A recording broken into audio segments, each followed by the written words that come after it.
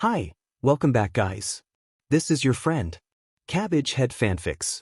Back with amazing fanfiction. This is the series of What If Deku Becomes Eri's Storyteller. Now before starting, please give this video a like and subscribe to the channel if you want more videos like this. Now let's get into the fanfic. There are days where Eri feels like she is the loneliest person in the world. She knows it's not true. Papa and Dad and Toshi and I are there. But why is Eri always the one that is crying? Surely the reason that makes the most sense, says her 7-year-old logic, is that Eri is the only sad person and the rest of her family isn't. Look at Papa, for example. His happy and cheerful self always matches with his bright, sunshine-colored hair. Those were the thoughts running through Eri's head as she entered the 1A dorms at 4 a.m., teary-eyed and panting from running. She feels bad for running away from Dad and Papa when they were actually just trying to calm her down from a nightmare. Eri knows she should have said thank you. Still, she doesn't feel like saying it right away, not after telling them to shut up, because they don't know anything about being sad, when all her Papa said were simply soothing murmurs of, "Sure, it's okay, sweetie, you can cry. It's okay to be sad." This was also why she doesn't immediately go to Toshi and I's room and knock at his door. She has just snapped at her parents and ran away from the UA teacher's dorms, so she just doesn't want to face the problem right now and feels too guilty to see her parents. If she goes to Toshi and I now, he's only going to tell Dad, and that's definitely a no-go for Eri right now. Who's Eri? A voice cuts through Eri's train of thought. It's Deku, her favorite hero who held her as she was saved from the bad place. Lemillion was there, and she likes him too. But don't tell anyone that Deku is still her #1 favorite, even compared to Dad and Papa.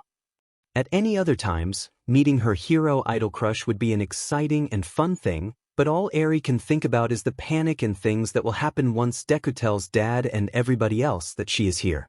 Thankfully, her green-haired hero knows very well the dread of being found out in the middle of the night panicking, let alone being found out by a whole class of chaotic adolescents who will throw a massive racket before returning you to your father, who is their homeroom teacher.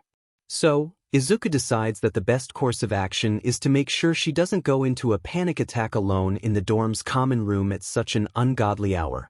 Eri? Hey, breathe Eri. Izuku hovered near the panicking child. You're okay? I'm the only one awake right now, okay? Nobody else is here. Thankfully, Izuku's words were exactly what Eri needs to calm down. Moments like these are reasons why Izuku is sometimes thankful for his childhood. Well, circumstances. Deku should be fine, Eri thinks. He's really nice after all. Do you need Shinsukuin or Aizawa-sensei? Izuku continued, only to notice the panic rising back to the girl's ruby-colored eyes, and she furiously shook her head. Izuku, you idiot, Izuku thought, mentally smacking himself to a wall. There's a reason why she's not looking for Aizawa-sensei or Yamada-sensei in the first place. Okay, it's okay, Eri. Izuku blurted out in a panic. How about my room, then? We can do some coloring or writing. But Dad and Papa will. Eri would really like that. She loves coloring. Also, she gets to color with Deku, her favorite hero. But Dad and Papa would definitely look for her and want her back.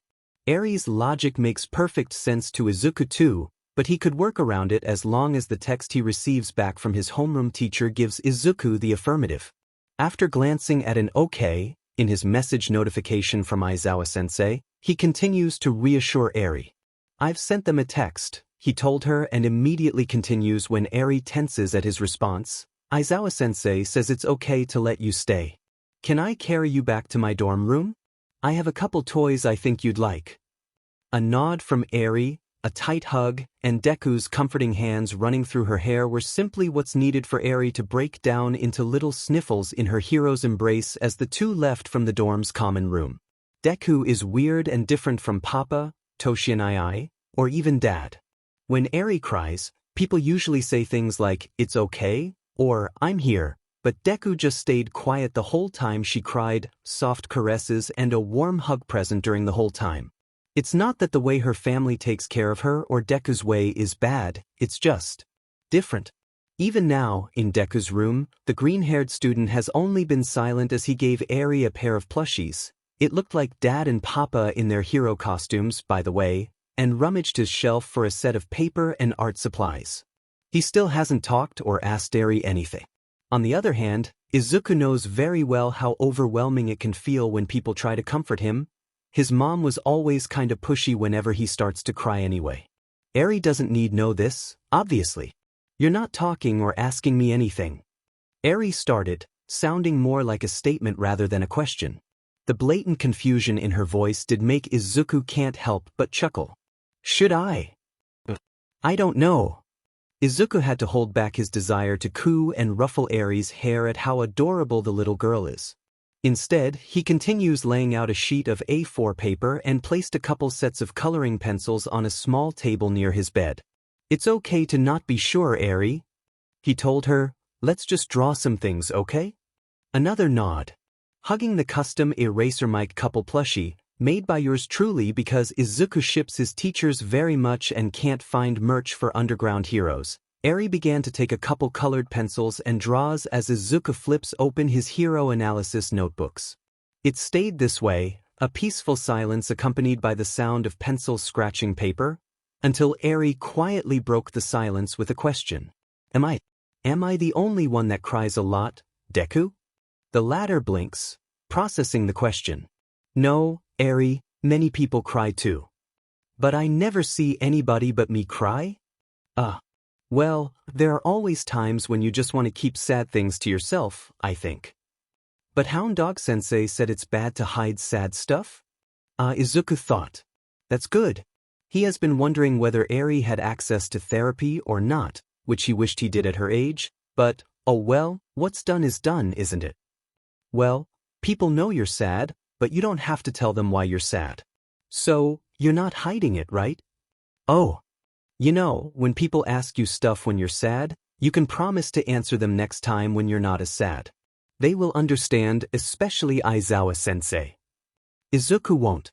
Lie that he panicked a little when Eri stops drawing, drops her black-colored pencil, and stared at him as she somberly cried to him. But, people like Papa and Dad say they felt sad before, but they look so happy. And then there's me. Eri looks down before staring back to Izuku's eyes again. I am sad and I look sad. I cry a lot, see? If they were sad, why I never see them sad, Deku? For a 7-year-old, Izuku's mind supplies, that sounds pretty logical. I mean, if you're the only person crying and breaking down while everyone just doesn't, it makes it seem like you're the only sad and helpless person, doesn't it? However, it didn't stop his panic alarms from screaming at his head because oh shit, at her age he stopped trusting adults completely, but Aizawa-sensei is, like, the most trustable person ever, and losing trust in people who actually, genuinely care is worse than losing faith in people in general. I know it's not the best time for this sheet, but I need to make sure Eri knows and understands this completely.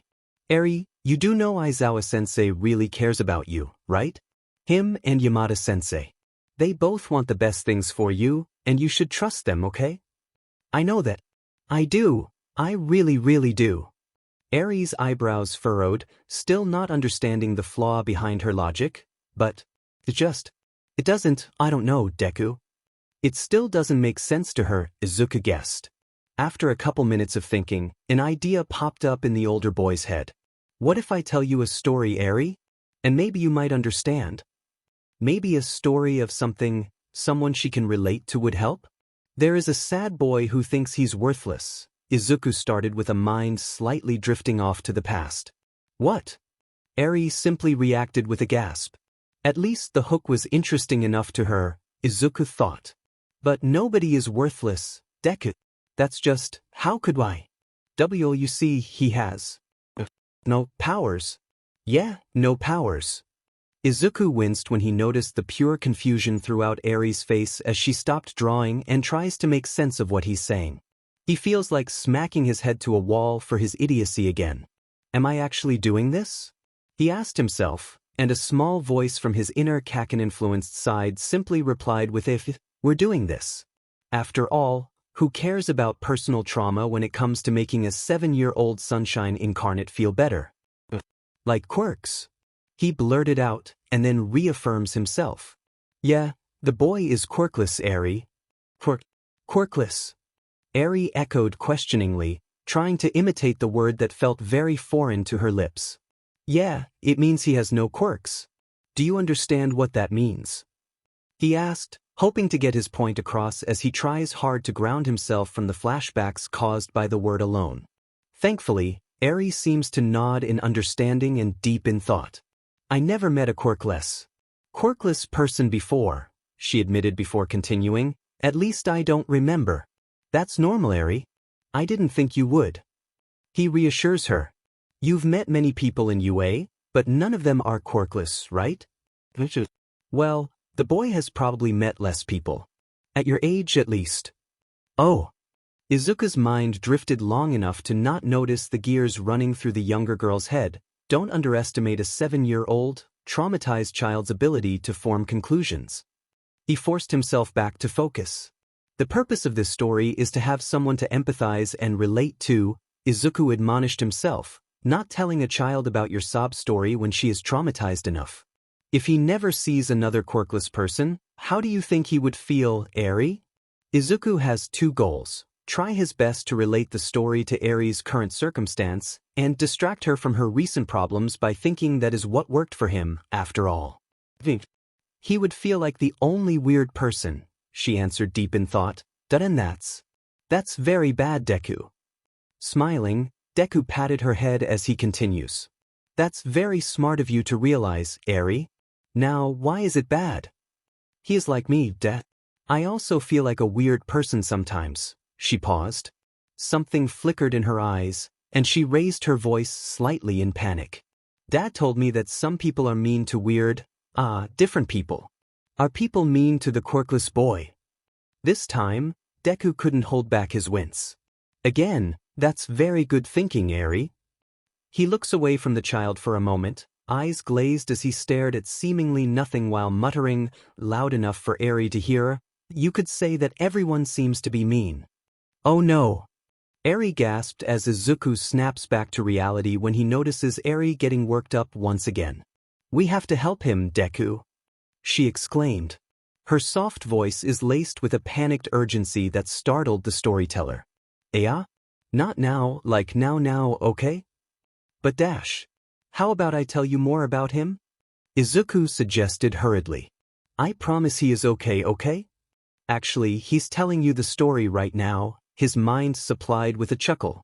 But his answer seems to calm the younger child down enough. Only because you say so, You made sure he is not lonely, right? Like what Papa, Dad, and Toshinai always do with me. Because I know he feels lonely, you know. The genuine concern and care in Eri's voice tug at Izuku's flood-prone tear glands. There's something unique about children's ability to purely empathize and care when it comes to shared trauma. Izuku may not remember feeling those feelings when he was Eri's age. He was too scared to know anyone anyway, but it kind of reminds Izuku of his own desire to be friends with Shinso Hitoshi, which is not going as smooth, but Izuku is used to the idea of people initially disliking him anyway. Too busy focusing on not crying, he breathed out a melancholic, yeah, I guess, before mentally slapping himself to focus on Eri. Oh, he feels sad like you too, Eri? Like me? Yeah, he cries a lot. He paused, chuckling at himself again. Like a lot. Really? The disbelief is evident in her voice. Izuku can practically hear the I'm not the only one implied from her astonished tone. Really? He echoed. At your age, I think. Every day? He cried almost every day, I think. Maybe less during weekends? He tries to remember before pushing away his thoughts, which are irrelevant at the moment. On the other hand, Eri has kind of put 2 and 2 together. Wait, if everybody is mean, who does he go to when he's sad? Does he go to you, Deku? Me? Yeah, I guess he goes to me when he's sad? Izuku paused due to how weird his answer sounded to him before continuing, a hand covering half of his mouth as he leans down in an exaggerated secretive gesture. Do you want to know a secret, Eri? The way Eri's eyes sparkle and her nod as she cups her ear and leans to reply his gesture is a sight that will forever be burned into Izuku's mind. He smiled before answering the rhetorical question in a fake whisper. He can't look sad even when he's sad, he says and continues when she didn't respond. Everybody seems to be mean to him, remember? He leans back, carefully watching the change from Eri's expression, and crosses his fingers as he hopes he didn't mess up and makes things even worse than they already are. Hound Dog Sensei says hiding sad stuff is bad. Eri murmured. All right, Deku, Izuku thought to himself, who once again forgot the existence of therapy. I might literally smack myself once Eri is gone. It is, he trailed off. Right? Therapy sessions. They exist. Izuku reminds himself that thank God Eri got the privilege he will never get, until now, at such a young age. It's always good to start early. His thoughts were cut off abruptly when he felt Eri shaking him in panic and mild hysteria. It's bad that we have to go and help him now. Yeah. Hiding sad stuff is bad. It hurts. And people cannot help him if he hides it. Well, no one's ever cared, he wanted to instinctively reply but is cut off again by a panicked gasp from the restless child. And no one would help him because they're mean. She cried urgent. We have to go now and help him. Hiding sad feelings hurts a lot, Deku. I know it hurts, I really do know, and it will keep hurting if we don't go now and dash. It's okay, Eri dash. He tries to soothe her, but Eri seems stubborn and adamant. It's not. Hound Dog Sensei said dash. He doesn't hide it from me, okay? He tries to recover in a panic. Okay, looking at the slight change in Eri's demeanor, Izuku is kind of fixing it. He feels slightly guilty at twisting the truth this way, but I'm not technically lying, he thought as a hand soothingly traces through Eri's hair trying to calm the panicked child. I promise you I am helping him, okay? He continues, noticing how tension ebbs away from the little girl's body. I know him and how he's doing. I can tell you if he looks for you. He paused and then added, remember how he thinks everyone is mean? Maybe he's not sure about people helping him suddenly? Oh, right, Eri solemnly nods. He must think that I'm mean too. Oh, Eri, I don't think he thinks you're mean. He probably thinks you're a very nice person. But he thinks everyone is mean, remember Deku? Midoriya Izuku, he thought to himself, king of blatant contradictions during story time with Eri herself. Maybe not if. You tell him.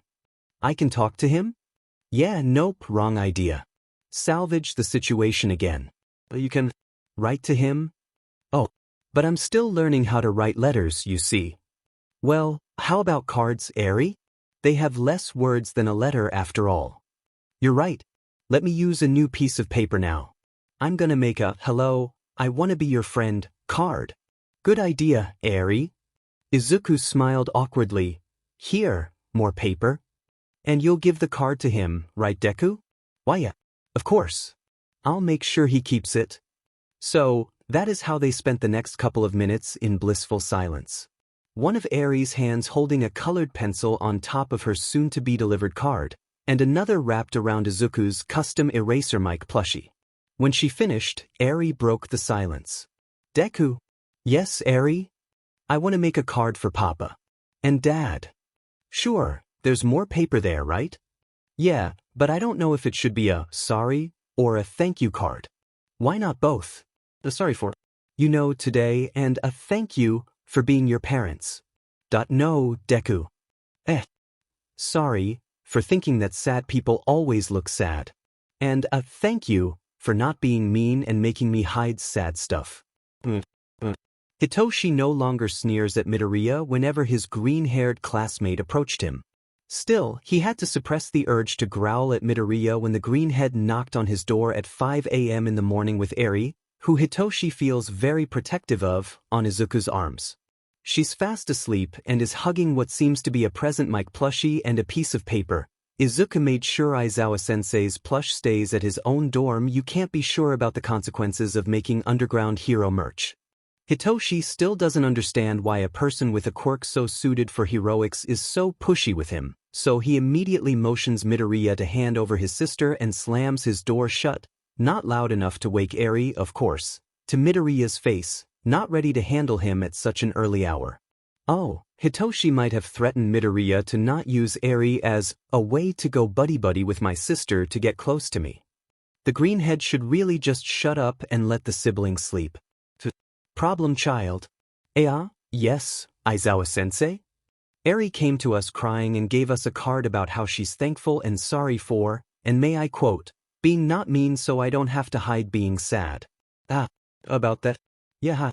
I didn't mean to, I let her use some paper and things. Thanks, kid. She didn't disturb you, didn't she? No. I was already awake, and she can always go to me if something similar happens. Not that she has to Okay, I'll tell her. Wait, Wadash. Eri can stay with you if something similar happens. Izuku couldn't say anything else as his homeroom teacher walks away, to tell Eri, probably, and leaving him dumbfounded. Izuku couldn't remember what the nightmare was anymore, but it was enough to make him stifle a sob that bubbled up his throat. Assessing his surroundings, he laid his eyes on a piece of folded A4 paper on his study table. To the quirkless boy it read in round, childish letters. However, the word quirkless was crossed out and brave was written under it. Beneath the writing is a drawing of Eri, the EraserMic couple, and him in his Deku costume. Izuku hopes Eri wouldn't mind the tear stains and the slight creases on her masterpiece. It did reach the quirkless boy, after all. Hello, I'm Eri. Deku told me about you and I want to be your friend. I promise I'm not mean, so you don't have to hide being sad anymore. From now, I will be your hero too. The second story was told the day after a massive argument between Eri and Kuda on Sunday. It was never this bad. Izuku heard Mike talking to Mandalay as the white-haired child stomps away and refuses to articulate any of her words for the rest of the day. In her tantrum, she would not speak nor sign, responding with mere head shakes and nods. Aizawa Shoyuta didn't know whether he should be grateful or surprised at what his daughter said when she finally talks to him during Monday's lunch break. Dad, can I play and have ice cream with Deku after school? She pauses and adds a small, pretty please. Maybe both grateful and surprised, Aizawa concluded. Shoyuta isn't soft, damn it, but who is he to deny his beloved daughter's request when she finally decides to communicate again? Aizawa will exempt his problem child from schoolwork if it's really needed. Problem child? Weiss, sensei. You're taking care of Eri after school today. Is that a question? Because, no, there were no such plans. No. You are taking care of Eri after school today. You have my number, and I have yours. I'll contact you to pick her up. WOW. Here's money. Get some ice cream. This is Dash. Your deadlines are postponed. Shoyuta walks away as he added, 2 extra days. True to his word, Eri is already waiting for Izuku outside of his class right as the last bell rang. The girl crossed her arms furiously when Yamada-sensei offered to accompany the two, waved her papa a pouty goodbye, and lightly tugged her favorite hero person in general in the direction of the ice cream parlor. Our baby is too young to have a date. Ugh, Zashi. We're in the office, not a poetry jam. The baby's first date. Hizashi dramatically wailed, with her idol crush, your problem child, Shoyuta simply ignored his husband's dramatic cries of how, we're too young to give the shovel talk, There was no more trace of Eri's temper tantrums when Izuku lightly pushed her in the playground swings or when she giggled as he piggybacked her up the climbing equipment. When they sat down at the ice cream parlor, the sulky girl has reverted back to her sunshine-bright, adorable self. Izuku guessed the unicorn delight flavor did its job of wiping Eri's pout off her face. The two simply ate their respective dessert with occasional comments about the playground or the ice cream that they're eating. Constant chatting and talking is not really their style anyways. Yamada-sensei did tell him the gist of what's going on, so Izuku kind of knew the hangout's purpose. Izuku wouldn't rush Eri, though he simply listened and replied to Eri's statements with a patient affirmation as they come by. Kuda-kun hates me now, Eri said once they went out of the ice cream parlor and back to the swing sets, breaking the silence. Oh, was all Izuku can reply with, hoping he is not pressuring her to speak more or less than what the girl is currently comfortable with. At first, I thought Kuda-kun is the one that was mean, she continued, But now I think I was mean too. To Eri, talking to Deku is always very different than her talks with other people. Many people listen and comfort her when she tells them things not that Deku doesn't. Something about the way Deku replies to what Eri says makes her think and organize the thoughts in her messy head. Oh no. Do you have plans on what you're going to do about this? The elder boy probed softly as his eyes stared deep into Eri's eyes, a silent message that he's here, he will listen, and he wants to help. When Eri talks to Deku, she doesn't only receive comfort and assurance. She gets to think of solutions and plans. It's like puzzles to her, and she loves puzzles. Most people will guide her hands to pieces and tell her which part goes to which and why, but Deku simply asks questions that make her try and figure out the whole puzzle herself. When Deku gives hints, he simply gives a single clue and doesn't try to solve the entire puzzle immediately for her. Sometimes, finding answers yourself feels better than being told what to do. I don't know. Eri trailed off, sniffling as tears began to well up in her eyes. I want to say sorry. That's a very good idea, Eri, Izuku replies reassuringly. But it's not going to work, she sniffled a reply with a tone of regret. I took too long to say sorry, so Kudakuen definitely hates me now. Oh Eri. Izuku breathes out in concern before he asks, can I give you a hug? A soft, yes, please, from the teary-eyed girl was all it takes for Izuku to move closer and wrap his arms around her as he rubs soothing circles into the sobbing child's back. After approximately 3-ish minutes, Eri's sobs have calmed down into small sniffles and hiccups. The poor child was probably too caught up in her tantrum to process her own sadness until this moment. While Eri quietly drank from her present mic-themed water bottle, Izuku broke the silence this time. You know, Eri, the quirkless boy had this really big fight with one of his best friends. Silence, but the slight shift in Eri's body is translated as a motion to go on. Would it make you feel better to know about the story? A nod. That's good, Izuku thought. He also needed to get the story off his chest because he himself knows how restless he gets when he's aware of an unresolved conflict, especially regarding friendships. Well, the quirkless boy didn't tell the friend to go away. It was the friend, actually. He started. His friend was like me. Eri asked softly. Oh, definitely not Eri. So, pushing away his thoughts on how Kaken's face would look like on Eri's face. Not as terrifying as it sounds, it kinda looks like a mini Maruko? Okay, nope, Izuku replied with a chuckle. Well, I don't think you would tell Kuda that he is useless or worthless, no? Of course not, she breathes sharply, eyes wide. His friend is very mean and bad, I would never do that. Alright, the plan kind of worked? Izuku thought, sorry Kaken, gotta make her a bit worked up. Exactly. You know, they were kind of friends for a way longer time than you and Kudakuen. Really? Yeah, since they were babies, even. His relationship with Kaken had always been complex. Every change in their dynamic deeply reflects hidden aspects of themselves individually and together. They wanted to be hero partners, you see. The greenhead trails off as he further loses himself to the waves of nostalgia. But a hero partner won't call you worthless, Eri pointed out. Izuku chuckled lightly and continued with a wistful sigh. Yeah, well, when they diagnose you as quirkless, everyone would push you away. Realizing the complexity of his words, Izuku promptly rephrased, I mean, his friend pushed him away when he knew the boy was quirkless. That's confusing, isn't it? He let out an awkward laugh. Don't worry with what I said just now, Eri dash. No. Izuku was cut off by Eri as the white-haired girl slightly pushed away from his hug, grips the sleeves of his shirt tight, and stares at Izuku with eyes that are filled with anger? The friend is bad. Friends are supposed to help, not push him and be mean. Let's go meet his friend now. I want to be angry at him and tell him that he's the meanest person ever. They're friends again now, Eri? So you don't have to do that. That being angry thing, okay? You need to tell me why his friend is so mean, Deku. At the end of the story, okay? Okay, but the quirkless boy better be fine, Eri huffed.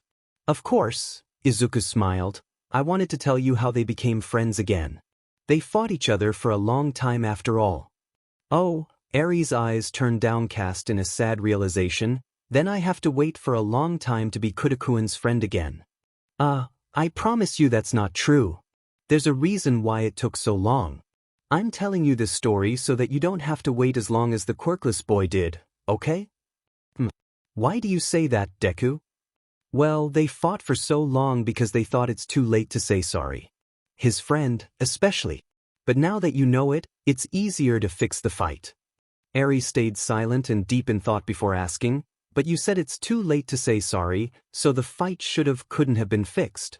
Her eyes watered again. Like me and Kudakuin. Oh, Eri, Izuku murmurs, tucking a stray lock of the girl's hair back and stared straight at Aries' scarlet orbs. There's no such thing as too late when it comes to saying sorry. You don't know that. Kudakuin might hate me more when he realized how long I took. Aries sniffles as her body curls back to Izuku's arms, who soothingly runs his fingers through her scalp, grounding her as he murmured a reply in gentle confidence. But Kuda might be happy to finally talk and be friends again, he continued. For all those years, the quirkless boy never stopped waiting for his friend. Never? The small voice asked. Never, he echoed, even when the friend pushed him away and told him to he made the quirkless boy sad. Even when the boy never knew why he was hated in the first place. You never told me why his friend was so mean to the quirkless boy, Deku. Right? Izuku's lips slightly curved into a sad smile as his thoughts traveled back to a particular past conversation. The friend was scared. Scared? Of what, Deku? The confusion is evident in Aries' tone. You might FNG die, nerd. He remembered Kaken's confession during their house arrest. You might FNG die trying to be a hero when I'm still not FNG strong enough to stop that sheet. He was scared of losing the quirkless boy, Izuku responded, because the quirkless boy gets hurt easily. Everyone is mean to him, remember? Can't lose you when I care a sheet ton about you, and I thought you knew that sheet, Kaken had told Izuku, who will never forget the sight of his emotionally constipated childhood friend in tears. For the friend, it was better for the quirkless boy to be hurt by the friend himself, to lose his dreams because of him rather than focusing on being hurt by everyone else, Izuku continued. He could remember hearing Kaken's pained speech of, I thought you did all that hero sheet jumping to that villain. I thought you knew I didn't care and you're arrogant shitnerd but just wants to spite me. That's very sad, Deku, came the little girl's voice.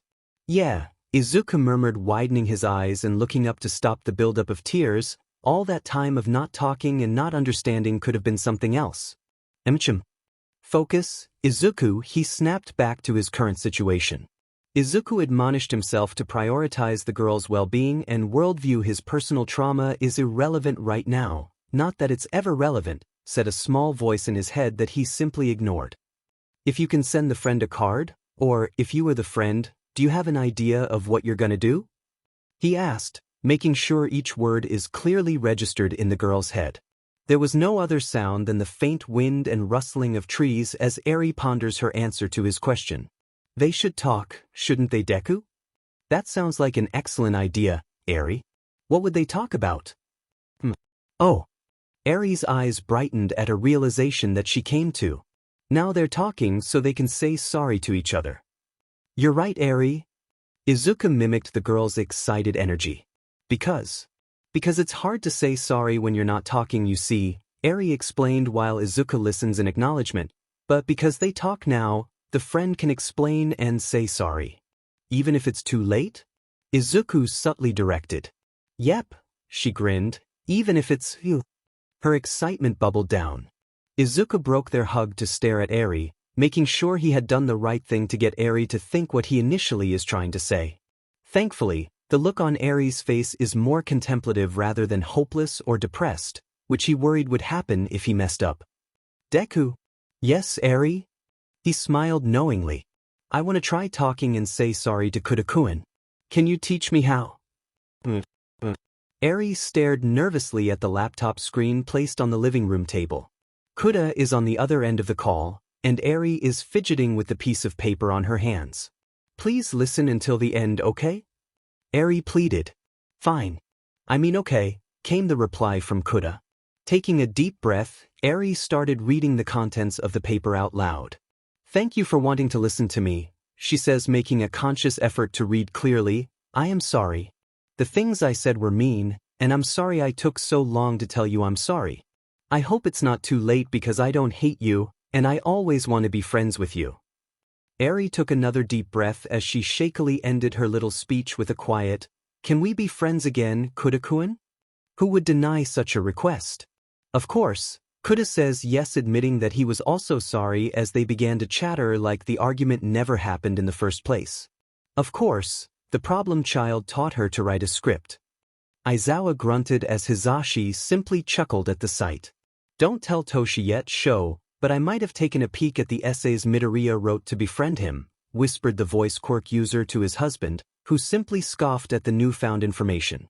His problem child did him proud, Shuda's mind unconsciously told himself. Hey, Kuda-kun? Yeah, Eri? I have a secret mission. Wanna join? What is the mission about? So, there's this boy Deku knows that I want to be friends with. We can be his heroes, Kuda-kun. All the adults missed this conversation, though they were talking with Hitoshi about his upcoming birthday as Eri and Kuda began designing their hero costumes with green-colored crayons. No, not gonna call you that, nerd. Please, Kaken. Hearing you call me Izuku just sounds weird. Don't want to call you useless, so no, Izuku. Yep, that's weird. Call me Deku, Katsuki. Ugh. See, it felt weird, right? So, please? I want to remember the nickname from my very first friend. It's your FNG hero name now. It's different when you say it, Kaken. Katsuki responded with a growl. According to Midoriya Izuku's Encyclopedia of Bakugo Katsuki mannerisms, it is the equivalent of the angry blonde trying to hold back tears. FING shitty dumbass nerd. Deku. Yes, and you're not getting rid of this dumbass. Also, you're the one who misread my name when you first read it, Kaken. You're the naive idiotic but for keeping it, though. Still forgive you anyway. I'll tell you all the time. Still can't believe you did, nerd. You can say, happy birthday, to me again as payment. Kaken, the day isn't over after all. Izuku sing-songed, but he can't hide the underlying pain in his voice from Katsuki. Happy FNG birthday, shitty nerd, came Katsuki's response immediately without hesitation before continuing in a softer tone. Any word from the neglectful Bichinko? No, Izuku sighed and gave up, masking the disappointment in his voice. Not even today. Katsuki growled once more, in genuine anger, this time. She can f off for all she cares, Sugi. It's been half a FNG year. Deku, does the quirkless boy have scars? Izuku has been regularly taking care of Eri, and this does not go unnoticed by the EraserMic family, who has been arranging those meetings over the past 3 weeks.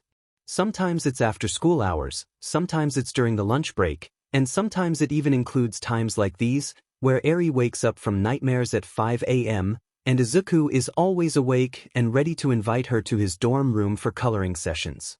What Eri didn't know, and she doesn't need to, is that her presence has equally helped Izuku distract his mind away from his own nightmares that continuously torment the very few hours of rest he forced himself to get. Telling the younger girl a version of his personal story gave him an outlet to work on some pain that he has ignored for so long out of habit and lack of time. As long as the student sent his homeroom teacher a message on Eri's whereabouts, Aizawa-sensei never minded Eri and Izuku's early-hour hangouts.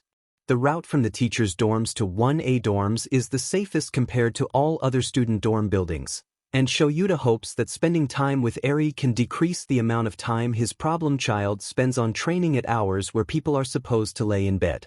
During times like this, the hero-postered walls in Izuku's dorm room are once again welcomed with the familiar sounds of paper and pencil, along with the occasional murmurs between the little girl and her favorite hero student. Hideous Eri. The quirkless boy has scars. Izuku replied with a bittersweet smile at the irony of the situation. Does he have, like, one scar, or does he have many scars like me? Many scars, Eri. Izuku breathed out, repeating it to himself in melancholy. So many scars. And even I can't see them all, Izuku thought to himself. Oh. Eri paused and pondered before continuing. Then have you?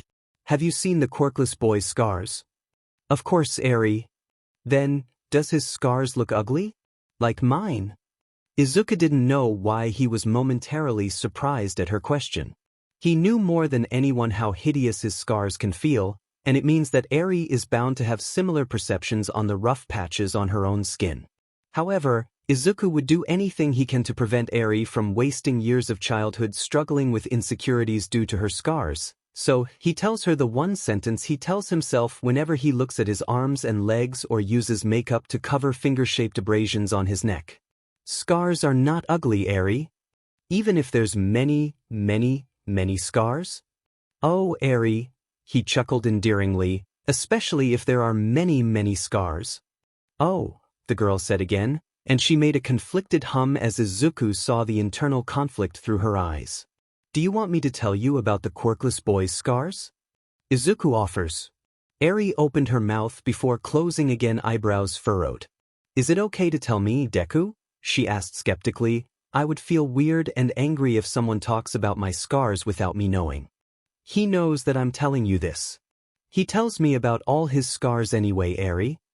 Izuku replied, mentally giving himself a pat on the back for patching the slight error. He's getting better at this. Do you? Eri's shaky voice paused as Izuku noticed the girl wincing and probably thinking of her past experiences. Do you want to know about my scars too? This is one of the cons of introducing Eri to someone she can relate with, Izuku thought. He has expected her to imitate some of the mannerisms that he told Eri in his stories, like writing and talking to himself. He might need to apologize to Aizawa-sensei about the second one, though. Izuku scoots closer to the little girl and pats her on the head as he reminds her with a warm and reassuring tone. Just because the quirkless boy tells me about his scars doesn't mean you have to, okay? You don't have to tell anyone anything if you don't want to, Eri. He paused before adding, we don't want to go to a bad place in your head, don't we? Right. The bad place in one's head was a phrase that Izuku learned through Eri's chatters about her therapy sessions.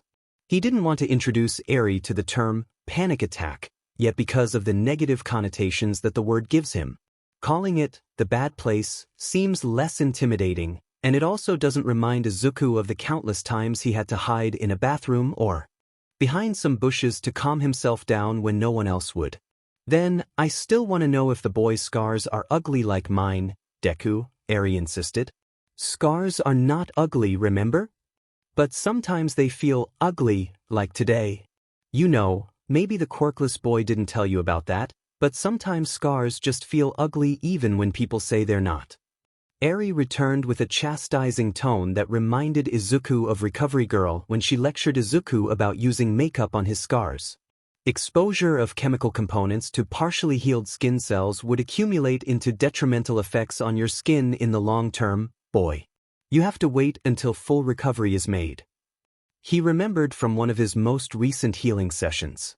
Hida did say something like that. Izuku drifts off. They do sometimes feel ugly, especially the ones around the arms. He has them on his arms too? Eri's excited voice snaps Izuku back to the girl's sparkly, cherry-colored eyes. Why ya? Do you want to see it? Well, not that you have to dash, I mean if you don't want to dash. I wanna see, came the reply, Eri practically buzzing with childlike anticipation. Oh well then.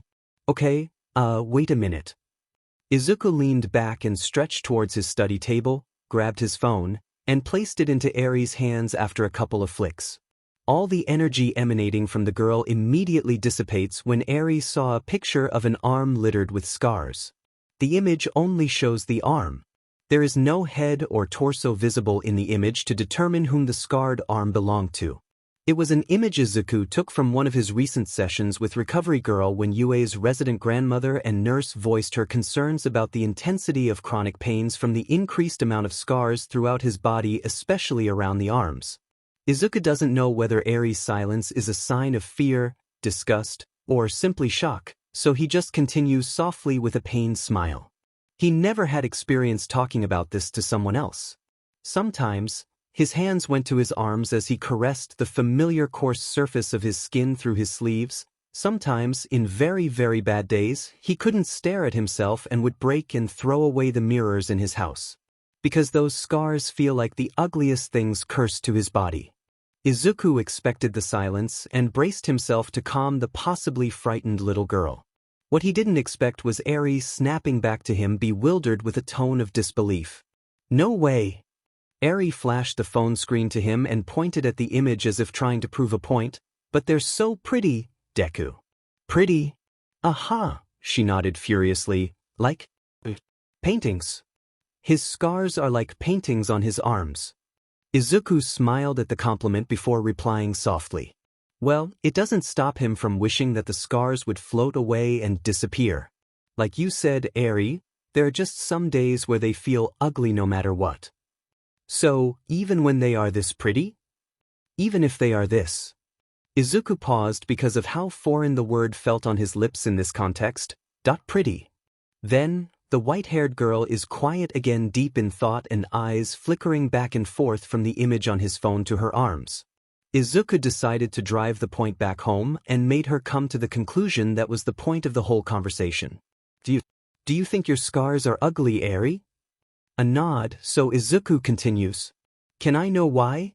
Because the way I get them, the way I get them is ugly." Flashes of his middle school years, the neighborhood children, one for all, muscular, they all bubbled to his mind, and no, stop it, Deku, Izuku chastised himself. "It makes you go to a bad place in your head," he acknowledged. "I think there's something about them that makes them pretty, though." Eri's head tilted in genuinely innocent confusion. Izuku would ruffle her hair at such an adorable sight if he wasn't too distracted to the point of not realizing the following couple words he says. "Do you want to know why the boy has scars, Eri?" "Yeah, why?" "Because he can't control the quirk." "But the boy is quirkless?" "Oh, well." He gulped and convinced himself that he can salvage this slip-up. He borrowed someone's quirk. He can. Well, the person who lent it to him can.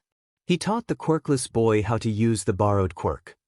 "Ugh, sorry, All Might Sensei," he thought, not realizing that it left his mouth in a soft, sheepish mumble. "Why does it make scars, then?" Eri asked.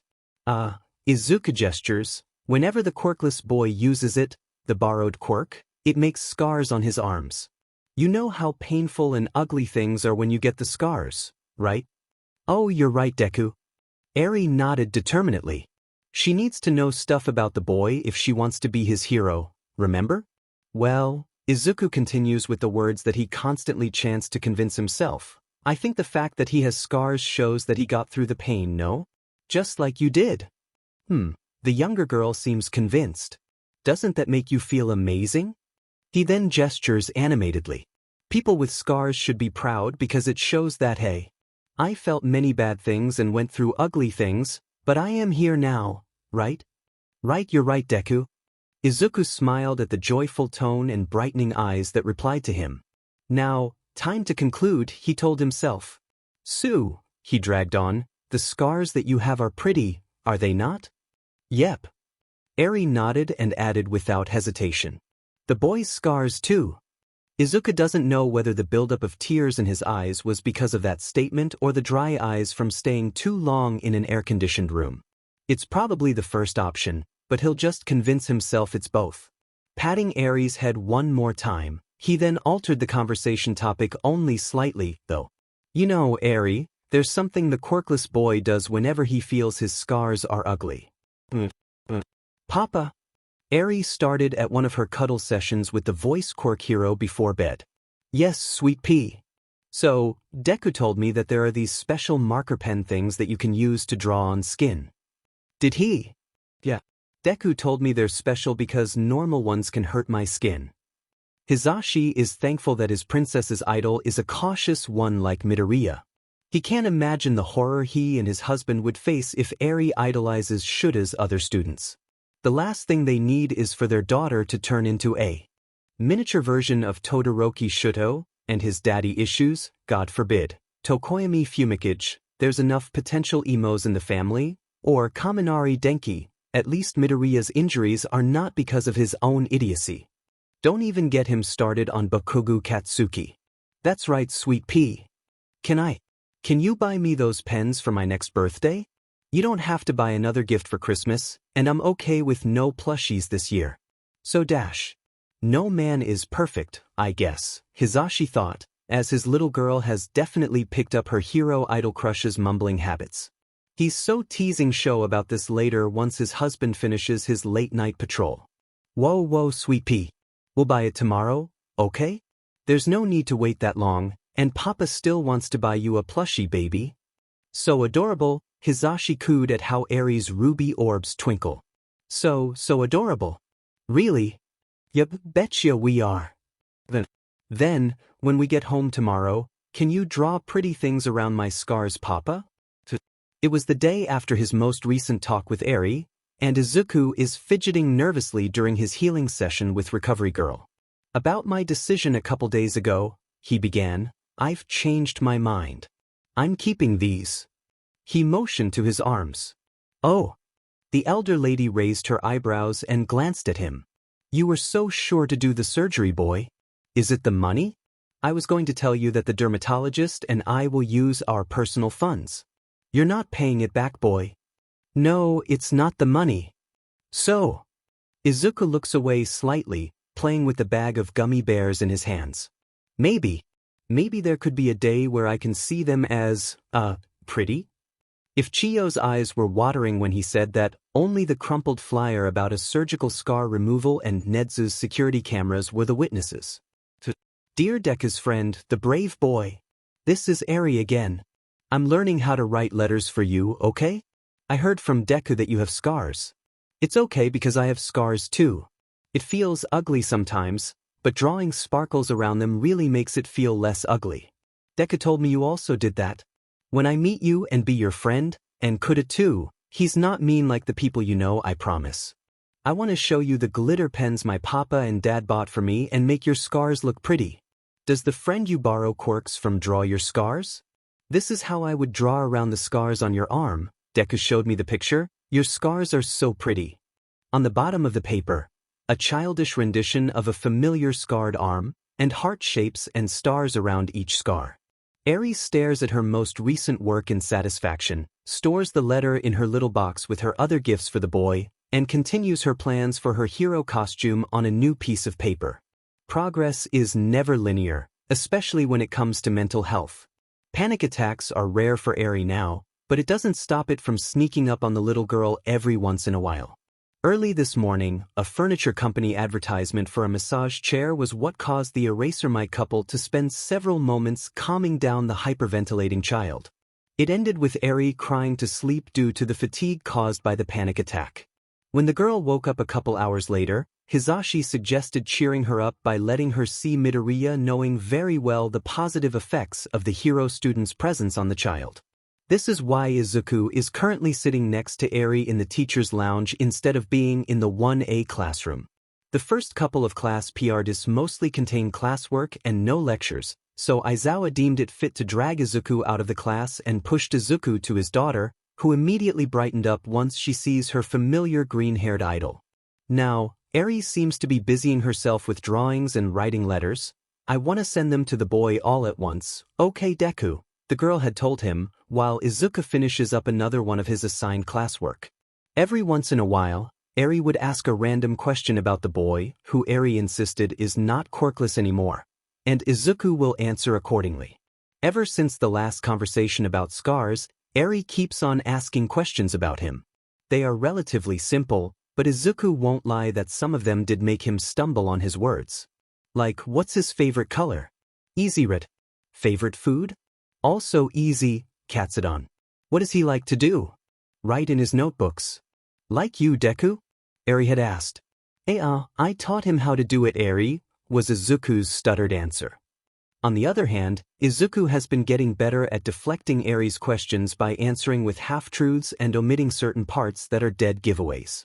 Call it a guilty conscience or his reckless sense of responsibility, but it just feels wrong to lie to such an innocent child for no apparent reason, and before anyone asks. No, Izuku's own issues does justify as a reason for lying to a 7-year-old child. Deku. Yes, Eri?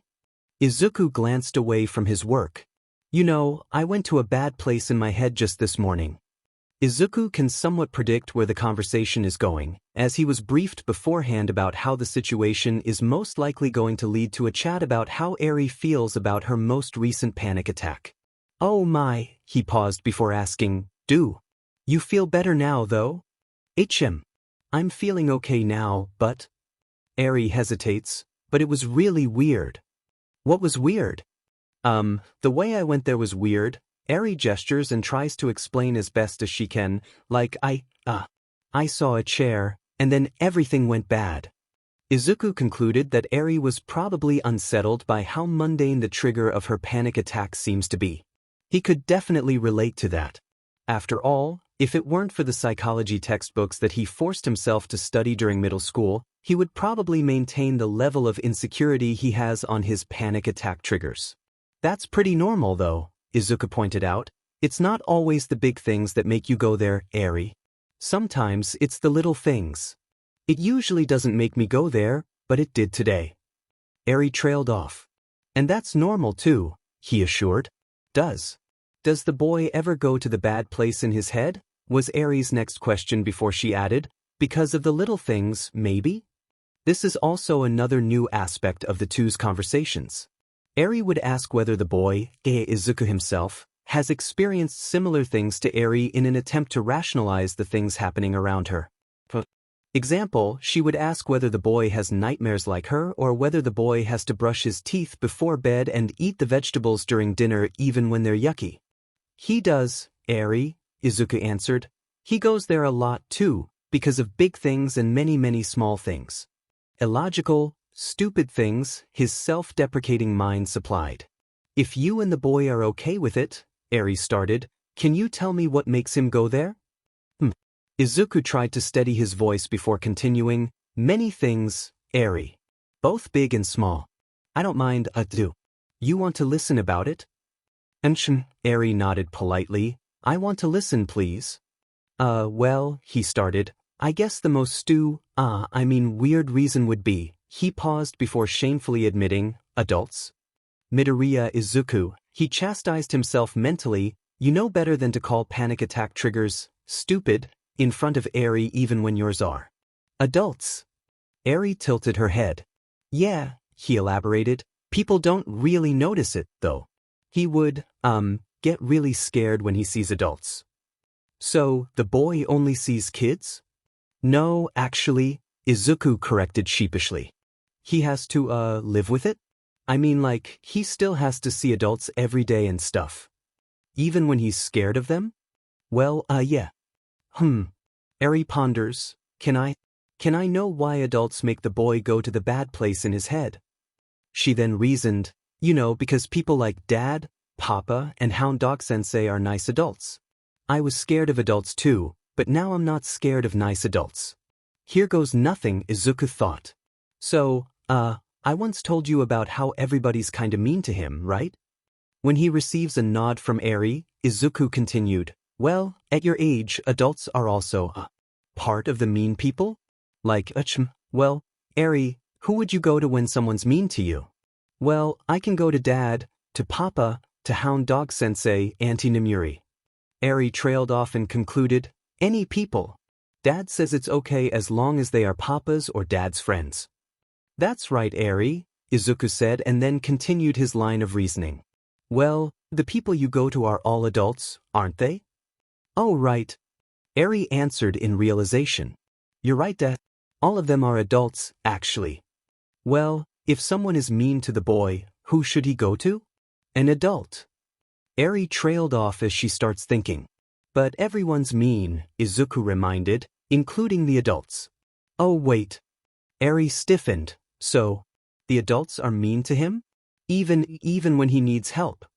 Yes, one of Izuku's arms wrapped around himself in an attempt of self-comfort, and even when he tries to ask for help, what the adults did instead was. They get meaner, Deku? Izuku couldn't hold back a shudder as specific memories began to flash back in his head. I need a Band-Aid please, 6-year-old Izuku had stuttered. Liar, Midoriya, the school nurse sneered, now go back before I report you for skipping class and wasting school property.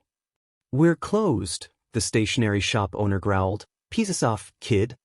But please, little Izuku had begged in tears. The sign says it's 1 more hour, till why you close. Instead, the shop owner grabbed the small boy by the collar and threw him out of the door, ignoring little Izuku's pleas of, I have money please, with a hiss of, I don't sell to people with stolen money, useless. They get meaner, Izuku echoed with a trembling affirmative, very, very mean. Eri is now quiet, pondering hard as her thoughts no longer focus on her initial question nor her own predicament. The boy needs saving, and Eri needs to be the boy's hero. So, even later on, when the boy meets nice adults, he won't. Izuku gestures. He can't, you know. He'll still be scared, Eri nodded, and Izuku is once again taken aback by the girl's ability to form conclusions. Yes, he admitted, which is why it makes him go to the bad place in his head. Oh, Eri mumbled, that's very sad, Deku. And maybe Izuku added in an attempt to return to the initial conversation topic, maybe he'll get better and not be as scared, but every once in a while, he would go to the bad place in his head because of adults. Like me, the little girl remarked in discernment, but her focus is no longer on herself. And it makes the things that make you go into the bad place, it makes them not as weird anymore now, right? Izuku tries to make sure. Yeah, Eri replied offhandedly before picking up a pencil to a new sheet of blank paper. Oh, can I also know some other things that make the boy scared? I don't want to make him go to a bad place in his head when I meet him. You want to meet him? Izuku asked in mild disbelief. Of course.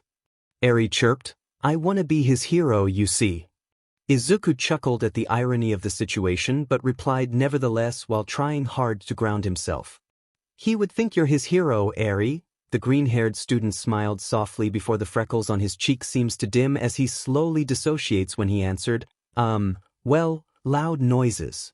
Heights, only sometimes, and dark places, crowded places, like malls, and maybe don't touch my dash. He tries hard to snap back to reality by concluding, I mean, don't suddenly touch his neck, I guess. If it weren't for his dissociative haze, Izuku would have noticed Eri furiously writing down what he said into a list. However, the white-haired girl simply stayed quiet as she wrote down her stuff that makes the boy scared, do not do list. She only piped up when Izuku was done talking. I was also scared when I went to the mall, Deku. Eri marveled. He's so much like me. You know, Deku, I used to get scared of people touching me too, remember? Right? Izuku tried to reply with matching enthusiasm, I remember now. He doesn't really. All he remembers was the small, trembling figure of a child while he focuses on constantly breaking his bones through one for all 100% as Eri's quirk was active. Oh, I can't wait to meet the boy, Deku. Eri gushed. He'll meet me when you send the letters, right? He would love to meet you, Eri, Izuku deflected, when he's ready, okay? When he's ready to tell you that he has been telling you pathetic sob stories of his younger self, Izuku added mentally. Okay. Eri chimed as her little fingers began to pick up a new piece of blank paper and another colored pencil. It was silent for a while, Izuku calming himself down while Eri was entirely focused on her next hero plan for the boy. However, Izuku's curiosity got the better of him, and he couldn't help but ask. Eri, why do you want to meet him? I thought you wanted me to send your letters for him. Well, Eri's hands stopped writing as she smiled brightly at the dumbfounded hero student. I have to meet him if I want to give him a big, big hug and be his hero. Oh, Izuku choked and hoped he didn't sound like a person on the verge of tears. Is that so? The latter gleefully nodded and continued her writings. You know, Deku's stories about him make me feel less lonely because he is like me. Deku is my hero, so I want to help Deku and be the boy's hero now. Izuku knows that holding back tears until Aizawa-sensei came back would be difficult, but maybe it is training in itself. Group Chat UA Teachers. Inui Rio, Hound Dog. At Eraserhead at present mic in today's therapy session, Eri mentioned about wanting to meet a boy? Disclosure approved by her, by the way. 11:30 a.m. Maybe you and Papa and Dad can help out, was what she said. 11.30. Yamada Hizashi, present mic. At Eraserhead OMG show our baby 11.30. She's going to elope 11.30. At Eraserhead 11.30. At Eraserhead 11.30. Izawa show you to Eraserhead. She's 7 and stop pinging me 11.36. Yamada Hizashi, present mic. She's interested 11:36 p.m. In a boy 11:36 p.m. That's not Midoriya your problem child 11:36 p.m. At Eraserhead do something's you 11:36 p.m. Inui Rio, hound dog. Wait no not that way 11:45 a.m. She says something about becoming the boy's friend and being his hero? 11:45 a.m. And how to make people go away from the bad place in their head? Apparently 11:45 a.m. Izawa show you to Eraserhead. 11:47 a.m. My daughter is becoming more and more like my problem child as of late 11:50 a.m. Now Zashi stop freaking out I have a class to teach 11:50 a.m. Kiyama Namuri, minute. Just read the whole thing. Is anyone not gonna comment on how Izawa called Midoriya his problem child? 12:30 p.m. Message has been deleted by user 12:30 p.m. Dad. Yes. Izawa looks up from his students' classwork. I used to be scared of adults, right? I was even scared of you, remember? Yes. But now I'm not anymore. Not to the nice adults, I mean right, Dad? Izawa grunts in acknowledgement and eyes his daughter, who is currently busy doodling something with green crayons. What? Eri paused her drawings as ruby eyes met Onyx. What did you do to make me not scared of you anymore? On a piece of paper, there's a drawing of Eri in a Lemillion Deku fusion suit, with childish writings of, Hero Eri will save you. For Inbox 1. You received a new email from midoriya.inko@email.com. 2. Midoriya Izuku at email.com. Subject. This is my last email to you. Please let me live a happy life for once. Do not reply. Sender has changed address to nakamura.inko@email.com. On July 4th, Midoriya Inko married Nakamura Jin and is PR'd with twins. Midoriya Inko is now Nakamura Inko, and this means that the last Midoriya is currently muffling his sobs in his dorm room at 11 p.m. in an attempt to not alert his dorm mates after reading his former mother's farewell, abandonment message. It was 4 o'clock in the morning when Eri saw Deku outside the teacher's dorms from her bedroom window. She couldn't sleep anymore. After all, she slept during the day because she got too tired from going to the bad place in her head the day before. Thankfully, Izuku was far enough away for Eri to not notice the tear stains on his cheeks and puffy eyes. Unaware of his surroundings, he has neglected sleep and chose to continuously jog to wherever his feet seem to take him since 2 a.m. in the morning.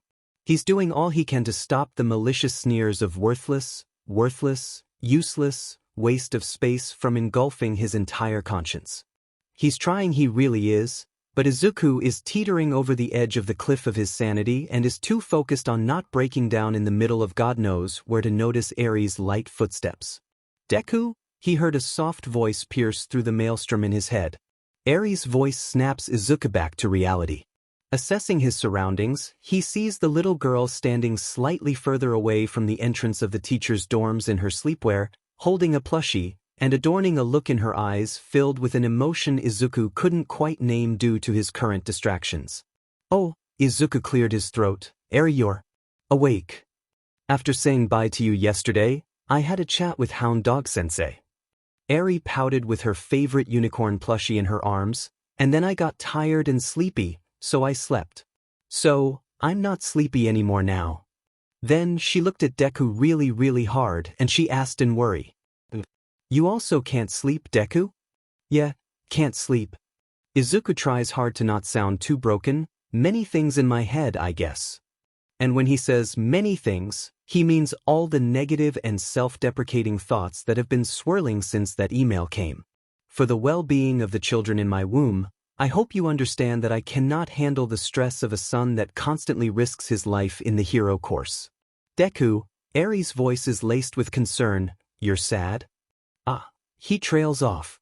He needs to get whatever in his head off his chest before he continues to crumble in front of Eri. Let's sit down somewhere, okay?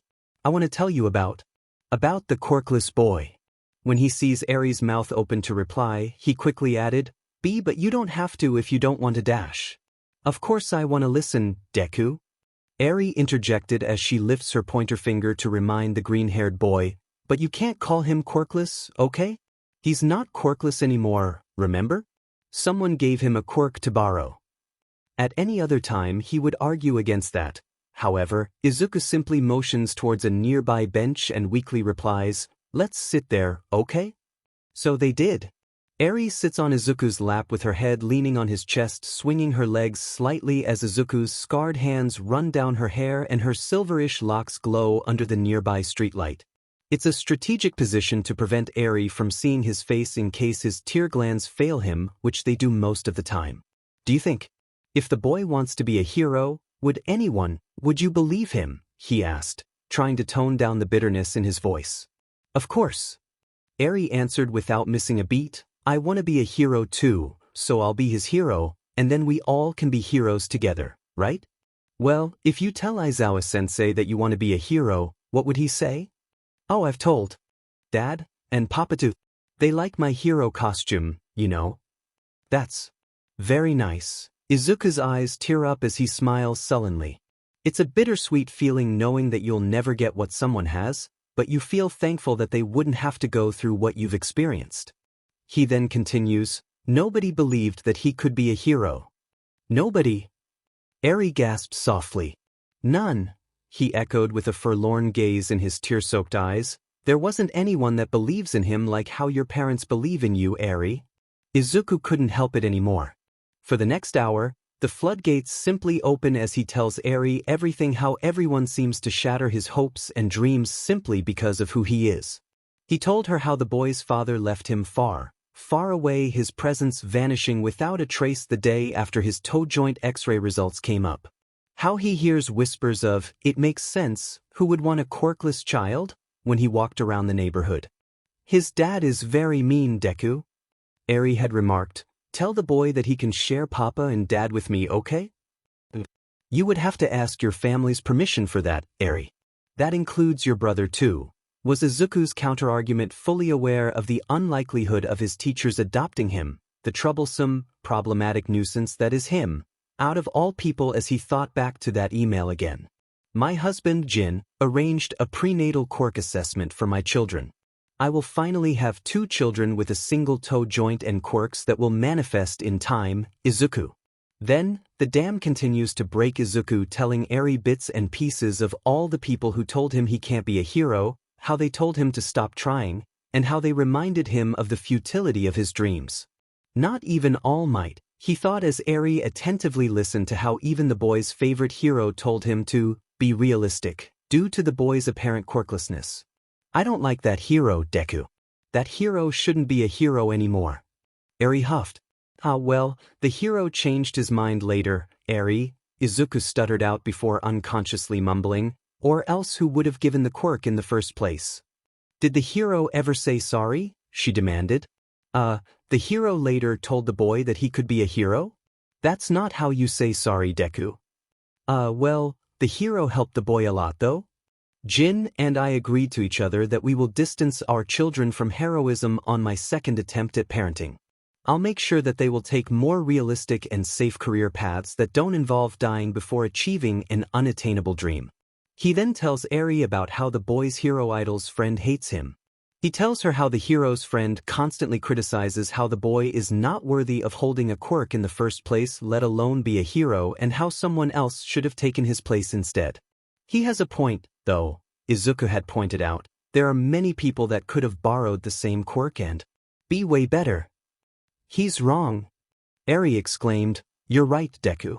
Everybody is so mean to the boy. Why can't they just talk to each other and say sorry? Like the boy and his friend. To that, Izuku simply stays silent. After all, he knows very well that there is no way to reconcile with the dead. Sir Nitai's words are merely another haunting ghost that he has to live with, like many other people's words that seem to tirelessly torment his very being. Money is not an issue with Jin. He just wants you to not involve yourself in our lives. You have your happiness as a hero student, So let me finally have my happiness, okay? Finally, Izuku told her how the boy's mother used to be the only person who wasn't mean and helped him become a hero, but she, too, like many others, left and never believed he could be a hero. She probably never believed in the first place, actually. But before the sun rises and Aizawa-sensei can watch how Izuku pathetically breaks down in front of his 7-year-old daughter, Izuku promptly ends his story and tells her he'll continue it another day. He hurriedly bids Eri goodbye, tells her that he has to prepare for school, and simply breaks down into another fit of sobs once he enters his dorm room again. Omake? Dear the brave boy, Eri wrote while hugging the present Mike plushie that Deku gave to her. I asked Deku to ask you to send me a letter too, okay? I really want to be your friend. I promise I'm not mean, okay? I want to share my papa and dad with you. She glanced back at the dining table from where she's sitting near the living room table. Papa, Dad, and Toshi and I seem to be talking about something. She isn't hungry for breakfast yet, so she sits down on the table in front of the living room sofa while the rest of the EraserMic family eats the first meal of their day. I promise you they are very nice. My papa and dad are not like your mother and father because my papa and dad are very, very nice even when they are adults. She continues, oh, don't listen to the mean people, okay? My papa and dad would definitely say you can be a hero. I think you can be a hero too. Very did and dash.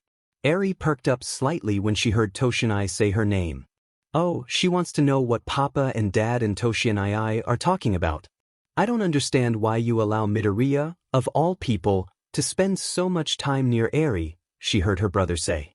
Eri doesn't know why yet, but Toshinai sounds hurt and sad. I thought problem child is fine, Dad replied. What's wrong, Toshi? She leans closer to the sofa chair and fully focuses on listening in to their conversation. On the other hand, the three people she's eavesdropping on simply continue their conversation thinking Eri was too far away and distracted with her drawings to pay attention to the conversation at hand. He has such a heroic quirk, Dad. He has been trying to constantly pester me, and now he's using Eri too. Toshi and I sounded angry at Deku? But Deku is not using Eri, though? Oh, Toshi, she heard Papa with his calming voice as always. Talk to us, okay? Why would you think that? He knows, Pops. He knows, his quirk's so suited for heroics, and he just has to try to buddy up with me. Like, I don't need his pity and dash. Toshinai continues talking to Papa and Dad, and, oh, Toshinai is crying? A thought ran through Eri's head. She went back to the letter she was working on and added a small note under her letter to the brave boy. P.S. You know my brother, Toshinai, has less scars than you and me, but he is like us too. He is not mean, and I think you two will be best friends. I think I want to practice being his hero first, so then I can be your hero too. The EraserMic couple had just finished calming down their eldest son from crying when they heard Eri exclaim as she walked closer to the dining room table. Toshinai, her eyebrows furrowed with concern, You're sad. Oh, sweetheart. Hisashi tries to move closer to the younger child, worried that she might become too distraught due to eavesdropping on their conversation. Yes, baby, but dash. Before he could get near her, Eri has launched herself past her dad and Papa and straight to her brother, because Toshinai kinda looks like Deku earlier today. To Eri, nothing else matters other than giving Toshinai a tight hug similar to the hug she had always wanted to give to the boy ever since Deku told her about him. Toshinai is not a villain, okay? People who call Toshinai a villain are mean people. Eri, kitten dash. Shoyuta started only to be cut off by the determined child. No, listen please. Eri hugs her brother tighter before looking at Hitoshi with fire glazing in her ruby-colored orbs. Toshinai, don't listen to the meanies, okay? You can be a hero, okay? I believe in you, you really can be a hero. Eri. Hitoshi is torn between his panic and happiness. On the one hand, he's happy that Eri thinks he can be a hero, but his little sister who has seen too much shit in her life than she should is now burdened with knowing his shit too. Please don't hide about being sad from me. Eri's puppy eyes start to fill with tears. Please? Because it would hurt, and then you would think everyone is mean, and I want to help. I really want to and dash. Breathe, kitten. Shoyuta ran his hands on Eri's hair trying to calm the panicking child with the help of his husband. Toshi has your papa and me, I promise we're helping him. Right, Toshi? Right? Hitoshi nods and joins his dad's attempt to calm his little sister. Pops and dad are helping me. Okay, Eri? I'm okay now. It did help the little girl breathe again, but it didn't stop the soft, pained sniffles from the youngest family member. I know Toshi and I is okay, but Eri sniffled before burying her face into her brother's chest. I want to help, I want to learn how to help. Toshi and I has papa and dad, but what, Eri? Hitoshi probed further when Eri's voice went smaller. But the boy, this person I want to help dash, Eri continued desperately. This person I know doesn't have anybody like papa and dad, and I want to try helping Toshi and I so I can help the boy because he also thinks he cannot be a hero and, oh, Eri paused when she realized everyone else was quiet. Is this bad? Are you angry? No, not at all, baby, Hisashi reassured. We're listening, okay? So, you know this boy? He motions for his daughter to continue. And people also think the boy can't be a hero. I know. Eri nodded before an idea flashed through her head. Toshi and you and the boy can be friends, and then we all can be hero partners together. The boy? Hitoshi asked, confused. The boy? I know a lot about him. And what's the boy's name? Shoyuta asks, clearly remembering Hound Dog's chat message to him yesterday. Oh, Eri blushed. Deku didn't tell me the boy's name. Problem child told you about this boy? Shota paused before rephrasing. Deku, I mean he introduced you to the boy? But I haven't met the boy though, Eri mused before adding, but I will soon. You haven't met him, Hitoshi paused, but you know him? Yeah. Eri nodded, excited to introduce the boy to her brother so the two can be friends. Deku has been telling me stories about him, but I haven't met him yet because the boy gets scared easily, especially with adults, you know. A boy who fears adults. The other three pondered, what has Midoriya been telling Eri? There's something in Shuta's gut that tells him to probe further into the little girl's story. First of all, this is a boy that Eri is interested in other than his problem child. Second, Shoyuta has suspicions that there is more to the story than it seems. Kneeling down and facing his daughter eye to eye, the dark-haired man slowly spoke to his daughter. Eri, he picked up the little girl from Hitoshi's arms, and her ruby orbs are now focused on Shoyuta. Can Papa, your brother, and I hear this story? Yeah, Hitoshi added, who would want to miss out on finally confronting Midoriya to stay away from Eri? What if we sit on the sofa? I would love to hear you tell us about. The boy? Yeah, the boy. Shoyuta hopes he doesn't scare the child. Instead, the girl happily nods. Of course, Eri replied with ease. I was gonna tell you about him anyway, especially for Toshi and I. Why specifically Toshi, sweet pea?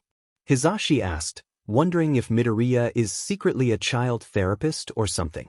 Oh, because Toshi and I probably also knows about the boy? Eri's head tilted, 7-year-old logic working. Because the boy is Deku's friend, you see. Also, when I feel sad or lonely, Deku will tell me stories about the boy, and then I will feel less lonely and have more ideas on how to be the boy's hero.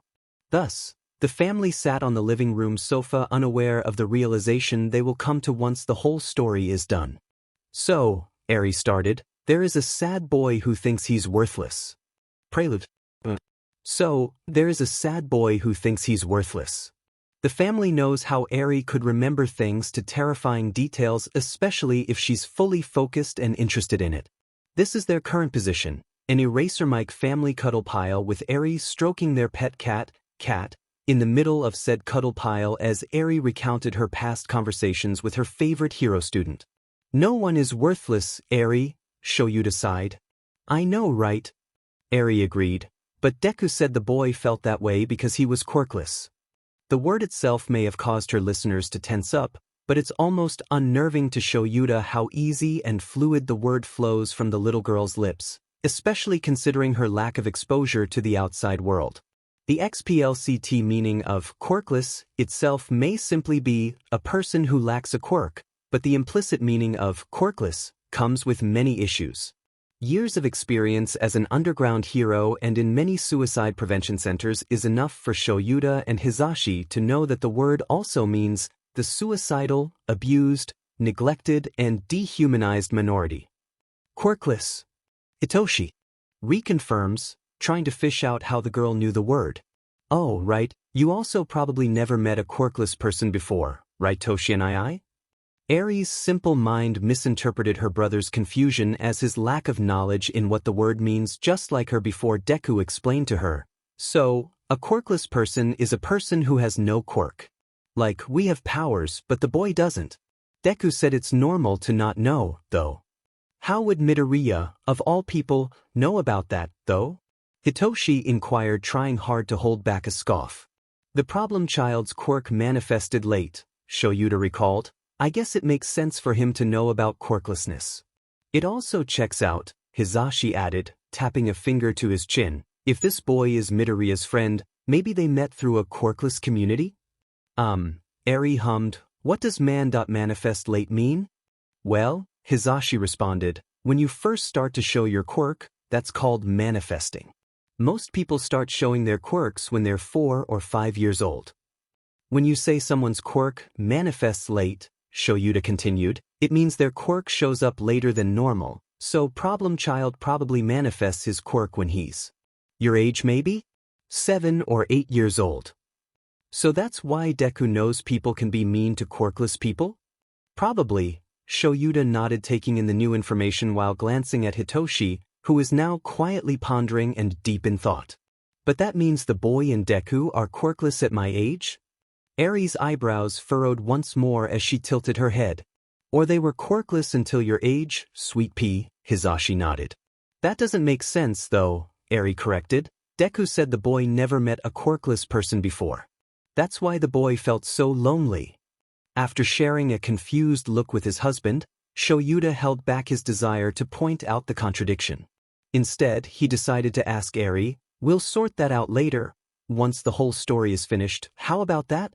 Oh, Eri chirped, okay. So, the boy was lonely and must hide being sad because. Eri began recounting the stories Deku told her almost word by word, like she has written it all down and memorized them. She also showed the other 3 her cards, artworks, and letters that they soon learn are to be sent to the boy today when she meets Midoriya again. As each artwork was shown and each letter was read out loud, suspicions continue to rise. Things start pointing to a direction they don't like. Midoriya Izuku knows too much sensitive information about this boy's personal life to simply be a friend. When Eri recounts the story surrounding her very first card to the boy, Hisashi couldn't help but worry about this boy's mental state. The way Eri describes the boy's sadness and how everybody's mean to the boy sounds very much like an attempt to hide mental health issues. It has taken Eri herself quite some time to learn that repressing emotions does more harm than good, and that's with the help of the very supportive UA community. Hisashi couldn't fathom the increased difficulty of handling the boy's mental health in the middle of a stigmatized society, especially due to his quirklessness. When taking out a drawing made by her and Kuda, Eri told them, you know, even his best friend was so mean to him for a long time. Deku taught me to talk with my friends when we are fighting each other. Just like that time with me and Kuda-kun. Then, she continued talking about the boy's conflict with his friend. To this, Hitoshi couldn't help but think about his initial confusion about Bakugo and Midoriya's relationship. When Hitoshi brought up his assumption and envy on how the two were simply rivals with good quirks, Todoroki gave him a cold, hard glare as Uraraka simply shook her head with a wistful smile. It's not rivalry, Shinsu-kun, but it's better than whatever it was before. In the early days of 1, Hitoshi remembered her sighing. It's more than simple childhood rivalry, in both a good and bad way. No one other than the two of them knows exactly what they are. Oh, this one is my favorite, Eri gushed, eyes sparkling as she showcased her 3rd letter. Remember when I asked about the glitter pens for my skin, Papa? The boy has many scars too. When I meet him, I want to draw happy smiles and sparkles around them.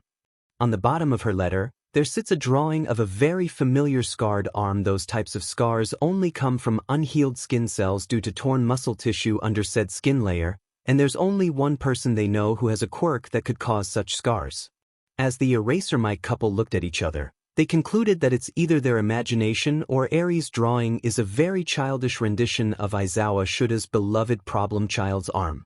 No one dared to voice out their suspicions and musings, not until Shoyuta himself speaks up. "Eri, kitten, I'm going to cut you off right there for a bit." He hesitates, and God, he hopes he's wrong and he's the crazy one. "If I say the boy is Deku, does it make sense to you?" "I was going to ask the same thing, Sho." Hisashi stared at his husband with conflict evident in his eyes. "But why?" Eri's mind hasn't caught up with the elder's logic. "That drawing, kitten," Shoyuta explained, "that drawing of yours is very much like Deku's arm. I think, how do you know what the boy's scars look like?" "Deku showed me from his phone." Eri answered, "But only his arm." "Also, Dad, Deku's not the boy. He's probably the one who shared his quirk with the boy." "Well, baby dash," Hisashi backtracked a little when Eri's words fully sunk into his mind. "Wait, share a quirk?" "Deku told me the boy's scars come from borrowing someone's quirk," was Eri's reply as she explains like she's pointing out the obvious. "That's why he's the boy and not the quirkless boy, and that's why he has scars." "That's not how quirks work, Eri," Hitoshi pointed out as Eri looked at him and made a confused noise. Shoyuta flinched and thought about the quirk apprehension test. That was why Midoriya is his problem child in the first place, the boy who always broke bones. His initial thoughts about Midoriya were that it was due to lack of quirk practice, and he thought his problem child just didn't have enough motivation to catch up on his missing 2 years of quirk usage practice. But as time passes by, Shoyuta has been noting the peculiarity of that assumption, as Midoriya Izuku is one of the most, if not the most, hardworking student in his class. In fact, Shoyuta spends more time trying to stop him from practicing rather than the opposite. "But the boy borrowed a hero's quirk, and Deku is the boy's hero," she reminded. "That's why the boy has scars, Toshi and I. The borrowed quirk hurts him when he uses it, remember?" No, none of them remembers, but what Shoyuta remembers is a particular conversation he almost forgot between his problem child and Bakugu when he eavesdropped on them, initially aiming to make sure they weren't actively trying to kill each other when no one else is in the 1A dorms during their house arrest. "About it to Aizawa-sensei, nerd," was the beginning of the conversation that he picked up on. "Yes, All Might-sensei says it's okay, but dash. Then what are you waiting for? Endeavor to become a professional figure skater or some sheet?" "No, but it's hard, Kaken, and it's terrifying." "You know what?" he heard Katsuki say. "When he comes up to you, you tell him, no more lying about this sheet in the first place." "Phew, it's All Might," Shoyuta realized, eyes wide. The strange closeness between All Might and his problem child makes more sense now. Now, Shoyuta isn't stupid. In fact, contrary to the UA teachers' eccentricity and their colorful personalities, there is a certain level of intelligence required to work under the most intelligent mammal on Earth. Add in the fact that Shoyuta is the homeroom teacher of the top hero school's main hero class. It's just logical that Shuda's intelligence is one of many decisive factors that resulted in him teaching 1A. Everything seems to click too well in place. Shuda's revelation seems like something so obvious but was so well hidden all this time. The bits and pieces of clues were there from the whispers in the underground hero world. The way Midoriya Izuku's medical information was too empty before he entered UA, and the way his problem child acts as a whole, but Eri's story is the final clue that finally pulls Shoyuta into his current awareness.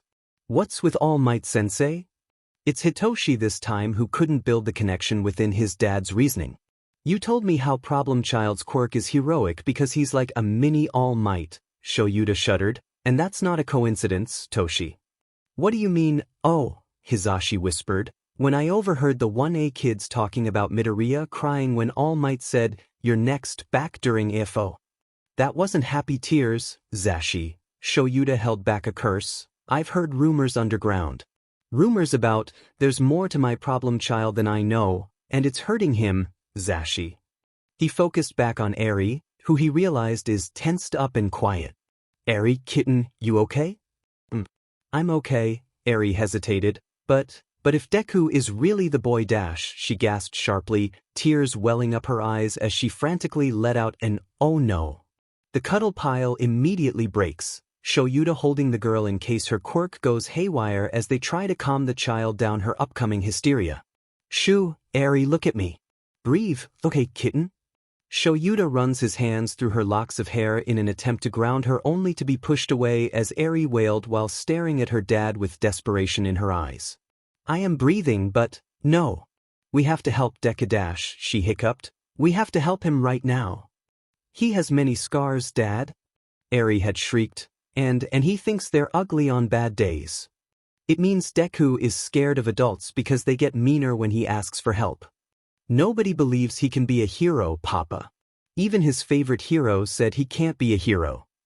It took a couple minutes to calm Eri down, but the things the little girl cried out in her panicked stupor make the older family members more worried for the green-haired student more than even Eri.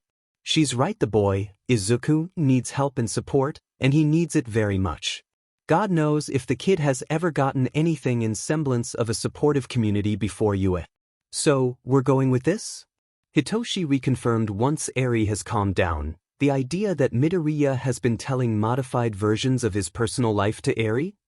I hope it's modified, Hizashi sighed, frowning at how much support the green-haired listener needed that he isn't getting. I can't imagine how he's coping with all of this. You have his mother's contact, right, Sho? Another sharp gasp was heard from Eri. Oh shit, what else? Ran through the three's thoughts. Eri? What's wrong? Hizashi had asked. This early morning, Eri tried to hold back a sniffle. This morning I saw Deku look really sad and he told me the boy's mom threw him away. Hitoshi cursed under his breath. Language, Toshi, Shoyuta instinctively reprimanded, but yeah, what you said. It's still very early when Shoyuta walked to the entrance of the 1A dorms with Hitoshi trailing behind him. Shoyuta doesn't usually do this, but he needs to, especially after the talk and discovery the family made this morning. At the dorm's entrance, he saw the spiky blonde hair of 1A's resident explosive student looking tense but also worried. Shoyuta pushed back his thoughts of comparing Bakugo to a restless Pomeranian. Bakugo hasn't noticed him yet, so Shoyuta walked up to him and greeted him. Bakugo. Who the F? Katsuki was ready to growl and snap until he realizes who was calling him and immediately relaxed. Sensei. It's early, Shoyuta pointed out as he glanced at a nearby clock. A little more than 2 hours until school starts. You're here, Bakugo retorted. Too early to be here too, Sensei. I'm looking for problem child. Shoyuta got straight to his point. Stop calling him that, Bakugo snapped before Shoyuta heard him muttering to himself. Why can't teachers stop labeling the nerd that? Realizing that Aizawa-sensei is actually one of the only people who can help soothe his worries for Izuku, Katsuki conceded and continued. I need your help with Deku, Katsuki blurts out, and ugh, the shitty nerd better be fine after all this. Something's effing wrong with the nerd. He's in his dorm room? Shoyuta inquired. No, the spiky blonde grumbled, skipped our jog session, didn't want to talk, and just FANG told me he had to get to class, while running away. This early? Hitoshi interrupts the conversation and alerts Bakugo of his presence. F off, Katsuki hissed as he lectured the purple-haired jackass. Deku hates loud and crowded places, like how it is when all the idiots wake up, get ready, and sheet, so he goes to the classroom because it's FING peaceful and quiet. So, shut the F up, mindfucker, because it's too effing early for your ritual of shitting on Deku like you always effing do. Before Hitoshi could retort back a reply, Shoyuta intercepted with a, go back to your dorm room and get ready, Hitoshi, I'll go to my pro dash. When he saw Bakugo's glare, he coughed. Midoriya. I'll check up on him. The explosive blonde simply, Tisich, Ed and stomps back into the dorms angrily, leaving the father-son duo dumbfounded at the entrance. Shoyuta glanced at his son, who is currently muddled in his own thoughts and guilt, probably, and patted him reassuringly. You have things to think about, don't you, Toshi? Yeah, his son sighed. All this time I've been... He shook his head and stared at Shoyuta. You're right. I need time and space to think about all this. Good idea. Shoyuta nodded. let me take care of my Midoriya, okay? We'll settle your thoughts on this later. Yeah, Hitoshi whispered back as the two parted ways. Oh, Toshi. Yeah, Dad? Tell your classmates that the first 2 class PRDS are in-dorm practice and study instead. The classroom is off limits. Now, time to take care of Shuda's other kid. Stories do help. Izuku is just distracting himself by writing notes in the desolate silence that is the 1A classrooms. He has checked his phone camera, and as long he's cheery enough, his slightly red and puffy eyes can be excused by saying how he didn't sleep enough. He'll just tell his classmates he got too focused on studying or something to avoid suspicion. His current task is to calm himself down for the next hour or so before the early students, like Kaken and Iida-kun, enter the classroom. If all else fails, he'll just hide in one of the toilet stalls and tell people how he's not feeling well. Izuku expects some questions from his classmates, and Izuku fully expects Kaken to corner him and ask about what is actually wrong, but Izuku didn't expect Aizawa-sensei to be the first person to walk through the classroom doors when the tear-stricken hero student has just finished drying his tears after another failed attempt on calming himself down. Pity Midoriya. The phrase problem child almost left Shuda's lips before he mentally smacked himself. Aizawa Shoyuda, the teacher, reprimanded himself. Problem child may seem like an endearment to you, Shoyuda, but imagine how many times people have used it on the kid to verbally abuse him. Izuku sputters and drops the pen he's holding in panic. Sorry. Let me just dash. He bends down to pick up his pencil but knocks his head on the side of the table with a harsh bang when trying to look up. Ow, sorry, he winced in pain, but he had to greet the older man nevertheless. Good morning? Shoyuda notices how Izuku is still trying to stand up and pretend like banging your head that hard wasn't a concern. Call it confirmation bias, but many things make so much sense now in an alarmingly apprehensive way. Shoyuda realizes that what he used to think as simply the child's timid nature was actually the result of many years of neglect and abuse from his surroundings. His kid, the student he holds closest to his heart, even closer than Hitoshi at many times, has lost so much trust in any semblance of an authority figure and has probably given up on the idea that anyone is willing to support him at all. Sit down, okay? Shoyuda started, delicately trying to sound as soothing and non-threatening as he can ever manage. Izuku immediately sits down as fast as he could, an ingrained habit of simply obeying whatever they ask you to do to avoid more punishments. Sneaking a glance from his tilted-down head, Izuku felt Aizawa-sensei's presence move as the dark-haired hero sat down on Bakugo's chair, the seat in front of Izuku's, and stayed quiet. Trembling, Izuku steeled himself to face whatever consequences his teacher would give him, because Izuku is always wrong and teachers are always right about their punishments for him. Realizing that his anxiety is slowly taking over his system again, he shook his head slightly and bit his lip. No, Izuku, he convinced himself, the person in front of him is not a teacher. Aizawa-sensei is Aizawa-sensei. He's different, Izuku. Not a teacher, Aizawa-sensei is a hero. Meanwhile, Shoyuda is taking in the gut-wrenching sight in front of him. No one is supposed to look so broken, and it hurts Shoyuda just to think about the pain and struggle Izuku had gone through. His kid's eyes are red and puffy with dark eye bags under them that couldn't simply be caused by skipping sleep for a single night. His kid is shaking slightly, and it took all of Shuda's willpower to not immediately try and comfort his distressed child, worried that he will flinch away and register Shuda's touch as danger. Izuku's hands are fully trembling as Shuda's observant eyes notice the patches of red and uneven skin around his nails. The child must have picked on it in an attempt to calm himself, and Izuku is picking on them again now. Worried that his poor kid might pick his fingers too hard and bleed, Shoyuda grabs Izuku's hands even if he notices how the boy flinched away from his touch. They're all the same. Izuku's anxious mind wailed. Can't trust him, can't trust anyone. Not anymore and never will anymore. Midoriya. Shoyuda urged softly. Something about Aizawa-sensei's voice, something about his presence, grounds Izuku enough to form coherent words and not fully shut down nor dissociate, even if Izuku knows that he's in trouble and being a hassle again. Why hasn't Aizawa-sensei yelled at him yet? Why isn't Aizawa-sensei saying anything? What else? Aizawa-sensei is not giving him any instruction whatsoever, so what is Izuku supposed to do? What else should Izuku do to simply get this over with? I know I'm in trouble, the greenhead babbled. Maybe Aizawa-sensei is the type that wants him to admit it out loud? It was very foolish of me. Yes, I'm stupid that way and dash. Midoriya dash, Shoyuta tries to interject. I know that I'm very difficult to deal with and oh, Izuku's eyes widen even more when he realizes, it's my stories to Eri, isn't it? Yes kid but dash. I'm so sorry.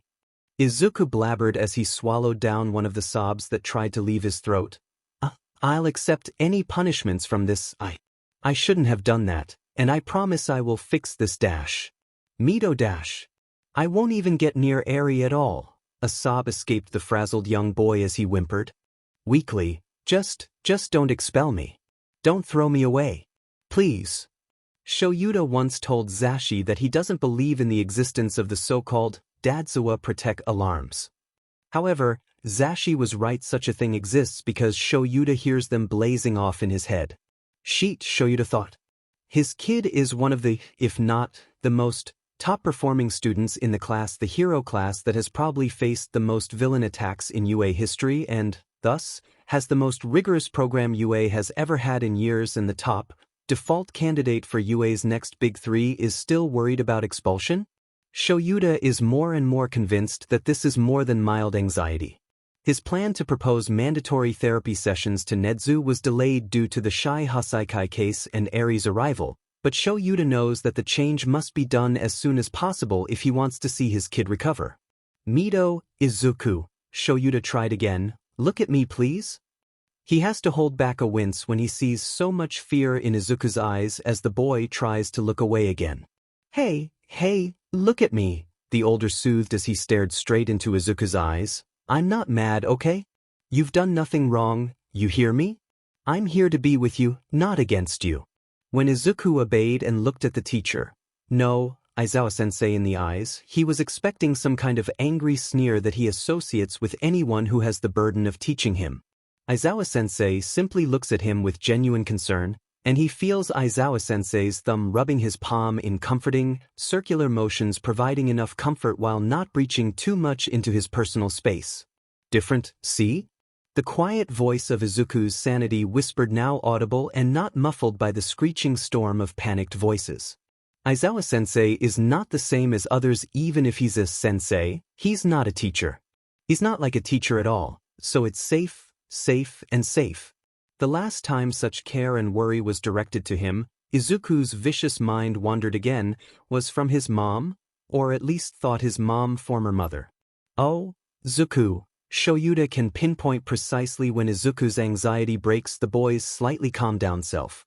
It was all instinct the moment he sees his kid break down in front of him and hears a pained sob from the fragile child. Raising a hand to caress Izuku's cheek, he wiped away some tears that slipped through what's probably Izuku's attempt to not cry. Shoyuta stands up and kneels slightly to Izuku's side, so there's no table separating the two as he asks, I'm gonna get close and hug you, okay? Yes, Izuku sniffled, letting slip a quiet please. In the end, the older man pulls Izuku into a soothing hug as the two sink to the floor in a tight, comforting embrace. Izuku bit his lip hard to make sure he keeps his tears at bay, but Aizawa-sensei's soft caresses on his messy hair and the soothing circles on his back make it way more difficult than it already is. Izuku's mind is torn into two warring parts. One part utterly refuses to allow Aizawa-sensei to deal with any more problematic mess that is Izuku himself, while the other part is wailing and crying out for touches, for affection, for love that Izuku has craved for God knows how long. One part wants to believe and trust the Erasure hero, who has never once broken said trust, but another part irrationally just doesn't want to get hurt again in such close succession. Izuku, you hear me? Shoyuta murmured to the boy, who is still quiet the whole time. Shoyuta shifts backward to lean against the nearby wall while lightly running his hands on the boy's scalp. The process of trusting someone again after what Izuku has experienced is slow and arduous, but Shoyuta is holding on to the sliver of hope that Izuku trusts him enough to allow Shoyuta to help him. He receives a nod, albeit small, and Shuta's heart aches for the nth time of the day because his kid felt so small and hurt, and Shoyuta hates the fact that he can't do anything to take it all away. That's good, Shoyuta cooed. I've told others to stay in dorms for the next 2 periods, okay? It's just you and me, no one else. The gears in Shuta's mind pulled him back to a memory of his early experience of knowing Eri, who had a severe case of emotional repression. So, let it out, okay? I'll listen. It's bad to bottle it all up, you hear me? I'm here. That's what they all say, came a choked whimper. They said they'll be here. But they lied and they all left. Shoyuta breaks the hug slightly and looks at Izuku in the eyes. Oh, his poor kid was never allowed to be openly honest and vulnerable. The person in his embrace is no longer simply the promising, sunshine-bright hero student Deku. Instead, it's a woeful display of a small, broken child who never fully knew safety nor comfort nor first-hand knowledge in anything resembling a normal childhood at all. It threw Shuta's rationality far out the window as his entire being is focused on Izuku, his star student, his problem child, his kid, his very own child that needs parental love, and Shoyuta is more than willing to give it. Maybe they do, but I won't and never, ever will. Onyx eyes piercing deep into Viridian. The rest of the world and its people can leave and turn their backs, but I'll stay and listen and believe in you no matter what. You'll change your mind later on like how they all did, the child lamented. I always mess things up, and you'll get tired of putting up with me. Oh, Izu, a pet name almost left Shuta's lips, but he reassessed himself and quickly continues his initial thoughts with a tenacity that he himself is surprised with. There is nothing you can do that will ever change the fact that I am with you, okay? Nothing at all. But why would you? Shoyuta heard the boy breathe out as Izuku fails to hold back a single tear from escaping. No one has ever stayed, so why would anyone else? Because you are you, Izuku, Shoyuta answers in complete honesty because he doesn't know if his kid would believe him if he says it any other time. You are precious, and you deserve love, and care, and support. You deserve to be heard and be comforted. You deserve to be encouraged when you feel down instead of bottling up your feelings due to fear. You're my problem child, mine, my child, and when people hurt you, push you down, and tear apart your dreams, he took a deep breath before concluding, you deserve people who regardless of what happens will stand by you, believe in you, and bring you back up, because I know that you are worth fighting for, Izuku. He pulled the child back into a tight hug as the floodgates opened and Izuku breaks, and breaks. Sensei, Izuku's body shook with each sob. It hurts. It does. Aizawa continues to rub soothing circles on the boy's back, and it's okay to hurt. It hurts so much, Sensei. I can't dash. It's okay, kid. Let it all out, okay? But it never hurt this much, never this way. Because you keep it down for so long and it's painful, Shoyuta soothed. I'll stay with you through it, so take your time, kid. Cry it out, say things, heck, summon your inner Bakugu and curse at the world if that's what you feel like doing. You won't like the things I say, Izuku chuckled. And I'll tell you when I don't, but it won't make me leave you or believe in you any less. The two of them stayed that way for a long time, Shoyuta leaning to the classroom wall with Izuku in his arms as sobs racked through the boy's body. All the shaking and hitched breaths made Izuku seem so small, so fragile, and so hurt it felt like seeing Eri when they handled her nightmares, but much worse. And the words spilling out of the boy's mouth didn't help, as it made it clear that he never lied to Eri. His kid's life has been this messed up, and the clues were right under their noses this whole time. The first time I told my story to Eri, Izuku had told him in a fit of sobs, I was awake because of a horrible nightmare, and I saw myself in Eri. Izuku hiccuped and took a breath before continuing. I didn't fit, and it made me so lonely. Everyone, Sensei, they either treat me as a person they can harass and get away with, or they simply turn a blind eye and pretend I don't exist. It wasn't until All Might and the quirk dash. About that, kid. We need to have a conversation about you and All Might, Shoyuta pointed out. Maybe not today, but come to me when you feel comfortable enough, okay? Then I'll tell you now. Izuku took a deep breath before glancing around. If only the classroom was safe enough to disclose high-level secrets. It is, actually. And no way, Aizawa-sensei. It's a special addition to the 1A classrooms only, Shoyuta sighed, because we're a regular villain target. Probably because of me, Izuku mumbled. He took a deep breath and opened up for the second time today, this time telling everything to Aizawa-sensei. For the first time since he was 5, Izuku allowed himself to be open and honest. Izuku tells the older man how he was quirkless until the age of he tells Aizawa-sensei how he's scared, how his younger self learnt the hard way that repressing feelings is the safest route from the cruelties of life, how he once tried to share his feelings only to be scolded and dismissed again and again. He tells how he obtained a quirk from the same hero that brought so much despair and hope in one same day. He told you what? Shoyuta hissed as he tightened his embrace. On top of a roof, kid? But, like I said, Izuku tried to weakly protest. Later on, after I meddled with Kaken and that villain, All Might-sensei told me dash. You were saving Bakugo, Shoyuta sighed in disbelief, and All Might didn't ask a single medic around to check up on you, who just jumped at a villain. Izuku, you were a hero even before UA. They probably thought I was in their way. I'm not really. Hero-looking, sensei, came the sheepish reply. It wasn't only All Might, anyway. Other heroes too, like Sir Night-Eye. The underground hero listened to Izuku tearing up every once in a while about how it's normal to think that he's not hero material. Shoyuta isn't the type to envy other people's quirks. However, a quirk that lets him punch ghosts, dead spirits, or whatever would be amazing to have right now. What the f was Night-Eye thinking?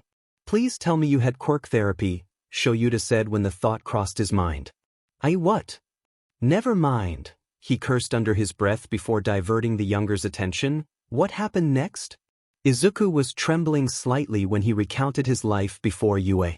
Everyone simply ignored him for his quirk lessons. His classmates up to middle school would use him as a lab rabbit for their quirks, and teachers won't care. But Bakugo told you to do what? Shoyuta growled, pupils turning red as his quirk activated for a couple seconds. It was peer pressure, sensei. Izuku hurriedly added, They let children with good quirks do as they please, and Kaken was never properly taught proper social cues. I didn't either. He paused and let out a wistful smile. Kaken didn't see anything wrong with saying what the adults whispered about me straight to my face. When he realized his mistake, he was already in UA, and he thought it was too late. It's still suicide baiting, kid. He needs anger management lessons. Kaken was going to talk to you about that, actually, but I told him to wait after the Hasaikai case and maybe after I was brave enough to talk to you. Izuku trails off. He's probably the only one who still believes I can be a hero because dash. If Izuku was glass that has been broken into shards, he completely crumbled to dust when he whimpered about how his mother, who he thought is always with him and so supportive, completely distanced herself from him and has completely disappeared from his life, abandoning him at such a young age with the knowledge that his former mother's affection was merely a facade. Since when? I didn't really dash, Izuku stuttered. She stopped coming home around the sports festival, but she left money and essential stuff. I submitted the UA dorms form using this stamp of her signature, you see. This time, Izuku couldn't finish his story, as he was utterly sobbing when he talks about tries to tell Aizawa-sensei about the contents of the email he received last night. Izuku wants to tell Aizawa-sensei, but the words that he tried to utter left his lips in the form of incoherent whimpers. So, Izuku took out his phone, gave it to his teacher to read after a couple flicks on the screen, and continued to cry into the arms of the adult who he could let himself trust. Shoyuta had to reread certain parts of said email as he often gets lost in his anger towards the woman and society in general. Focusing on quelling the flames of fury that stir within him, Shoyuta proceeded to counter each self-deprecating comment the greenhead made with what the boy is supposed to hear all this time. And maybe I shouldn't have been here, sensei? Belong here, Izuku. You're meant to be here, kid. She's right. Maybe I was never meant to be a dash. You are a hero, Izuku. You already are. Even before your actions for Eri, before you reached out to Ida when Stain happened, even before you stood in front of Uraraka against the zero-pointer or in front of Bakugo against the slime villain. You have been a hero this whole time. I'm just a Deku, sensei. I'm the one who cannot. I'm the useless waste of space dash. Your Deku means Dikairu. You are the one who can. The precious, strong, and brave child who shines bright and inspires everyone around you. When Shoyuta finally finished reading the entire email, he noticed that the green-haired boy has cried himself to sleep, which makes sense considering Izuku probably didn't sleep last night, while he is about to go into a fit of rage. He needs to talk about many things with Nezu and Tazashi, too, later today. Shoyuta packs up his kids' belongings, places them on top of the boy's sleeping figure, and carries Izuku in his arms out of the classroom. The rest of the world bedmed his problem child's safety and happiness holds the most importance now. Dear my hero, Eri. Sorry you're probably surprised. Hello, we meet at last, I guess? Thank you, my little hero, for being there and listening to me when I tell stories to you. Thank you, Eri, for telling and reminding me that the boy isn't worthless, and for believing that I can be a hero. You're my hero too, Eri. You told me that people were wrong when I'm too scared to say it, and I'm glad that you're my friend. From now, let's be heroes for each other, okay? I'll be your hero and you'll be mine. The hero boy, Det. P.S. You're right. Your papa and dad are not mean even when they're adults. I would love to share parents with you. The letter is kept in the same box where Eri keeps all her stuff for Deku, the boy. Placing her hero box next to a pile of papers about serious adult stuff, she knows what adopt means, but what does license and protocol mean? She happily skipped towards the living room sofa. There sat Izuku, wearing a tank top and scarred arms exposed his box of temporary tattoo marking pens placed next to Eri's box of skin-safe glitter pens and stickers. You ready? He chuckles when he sees the little girl vibrating with excitement. Eri replied with eyes sparkling brighter than the green-colored glitter pen that she's currently holding. Yeah.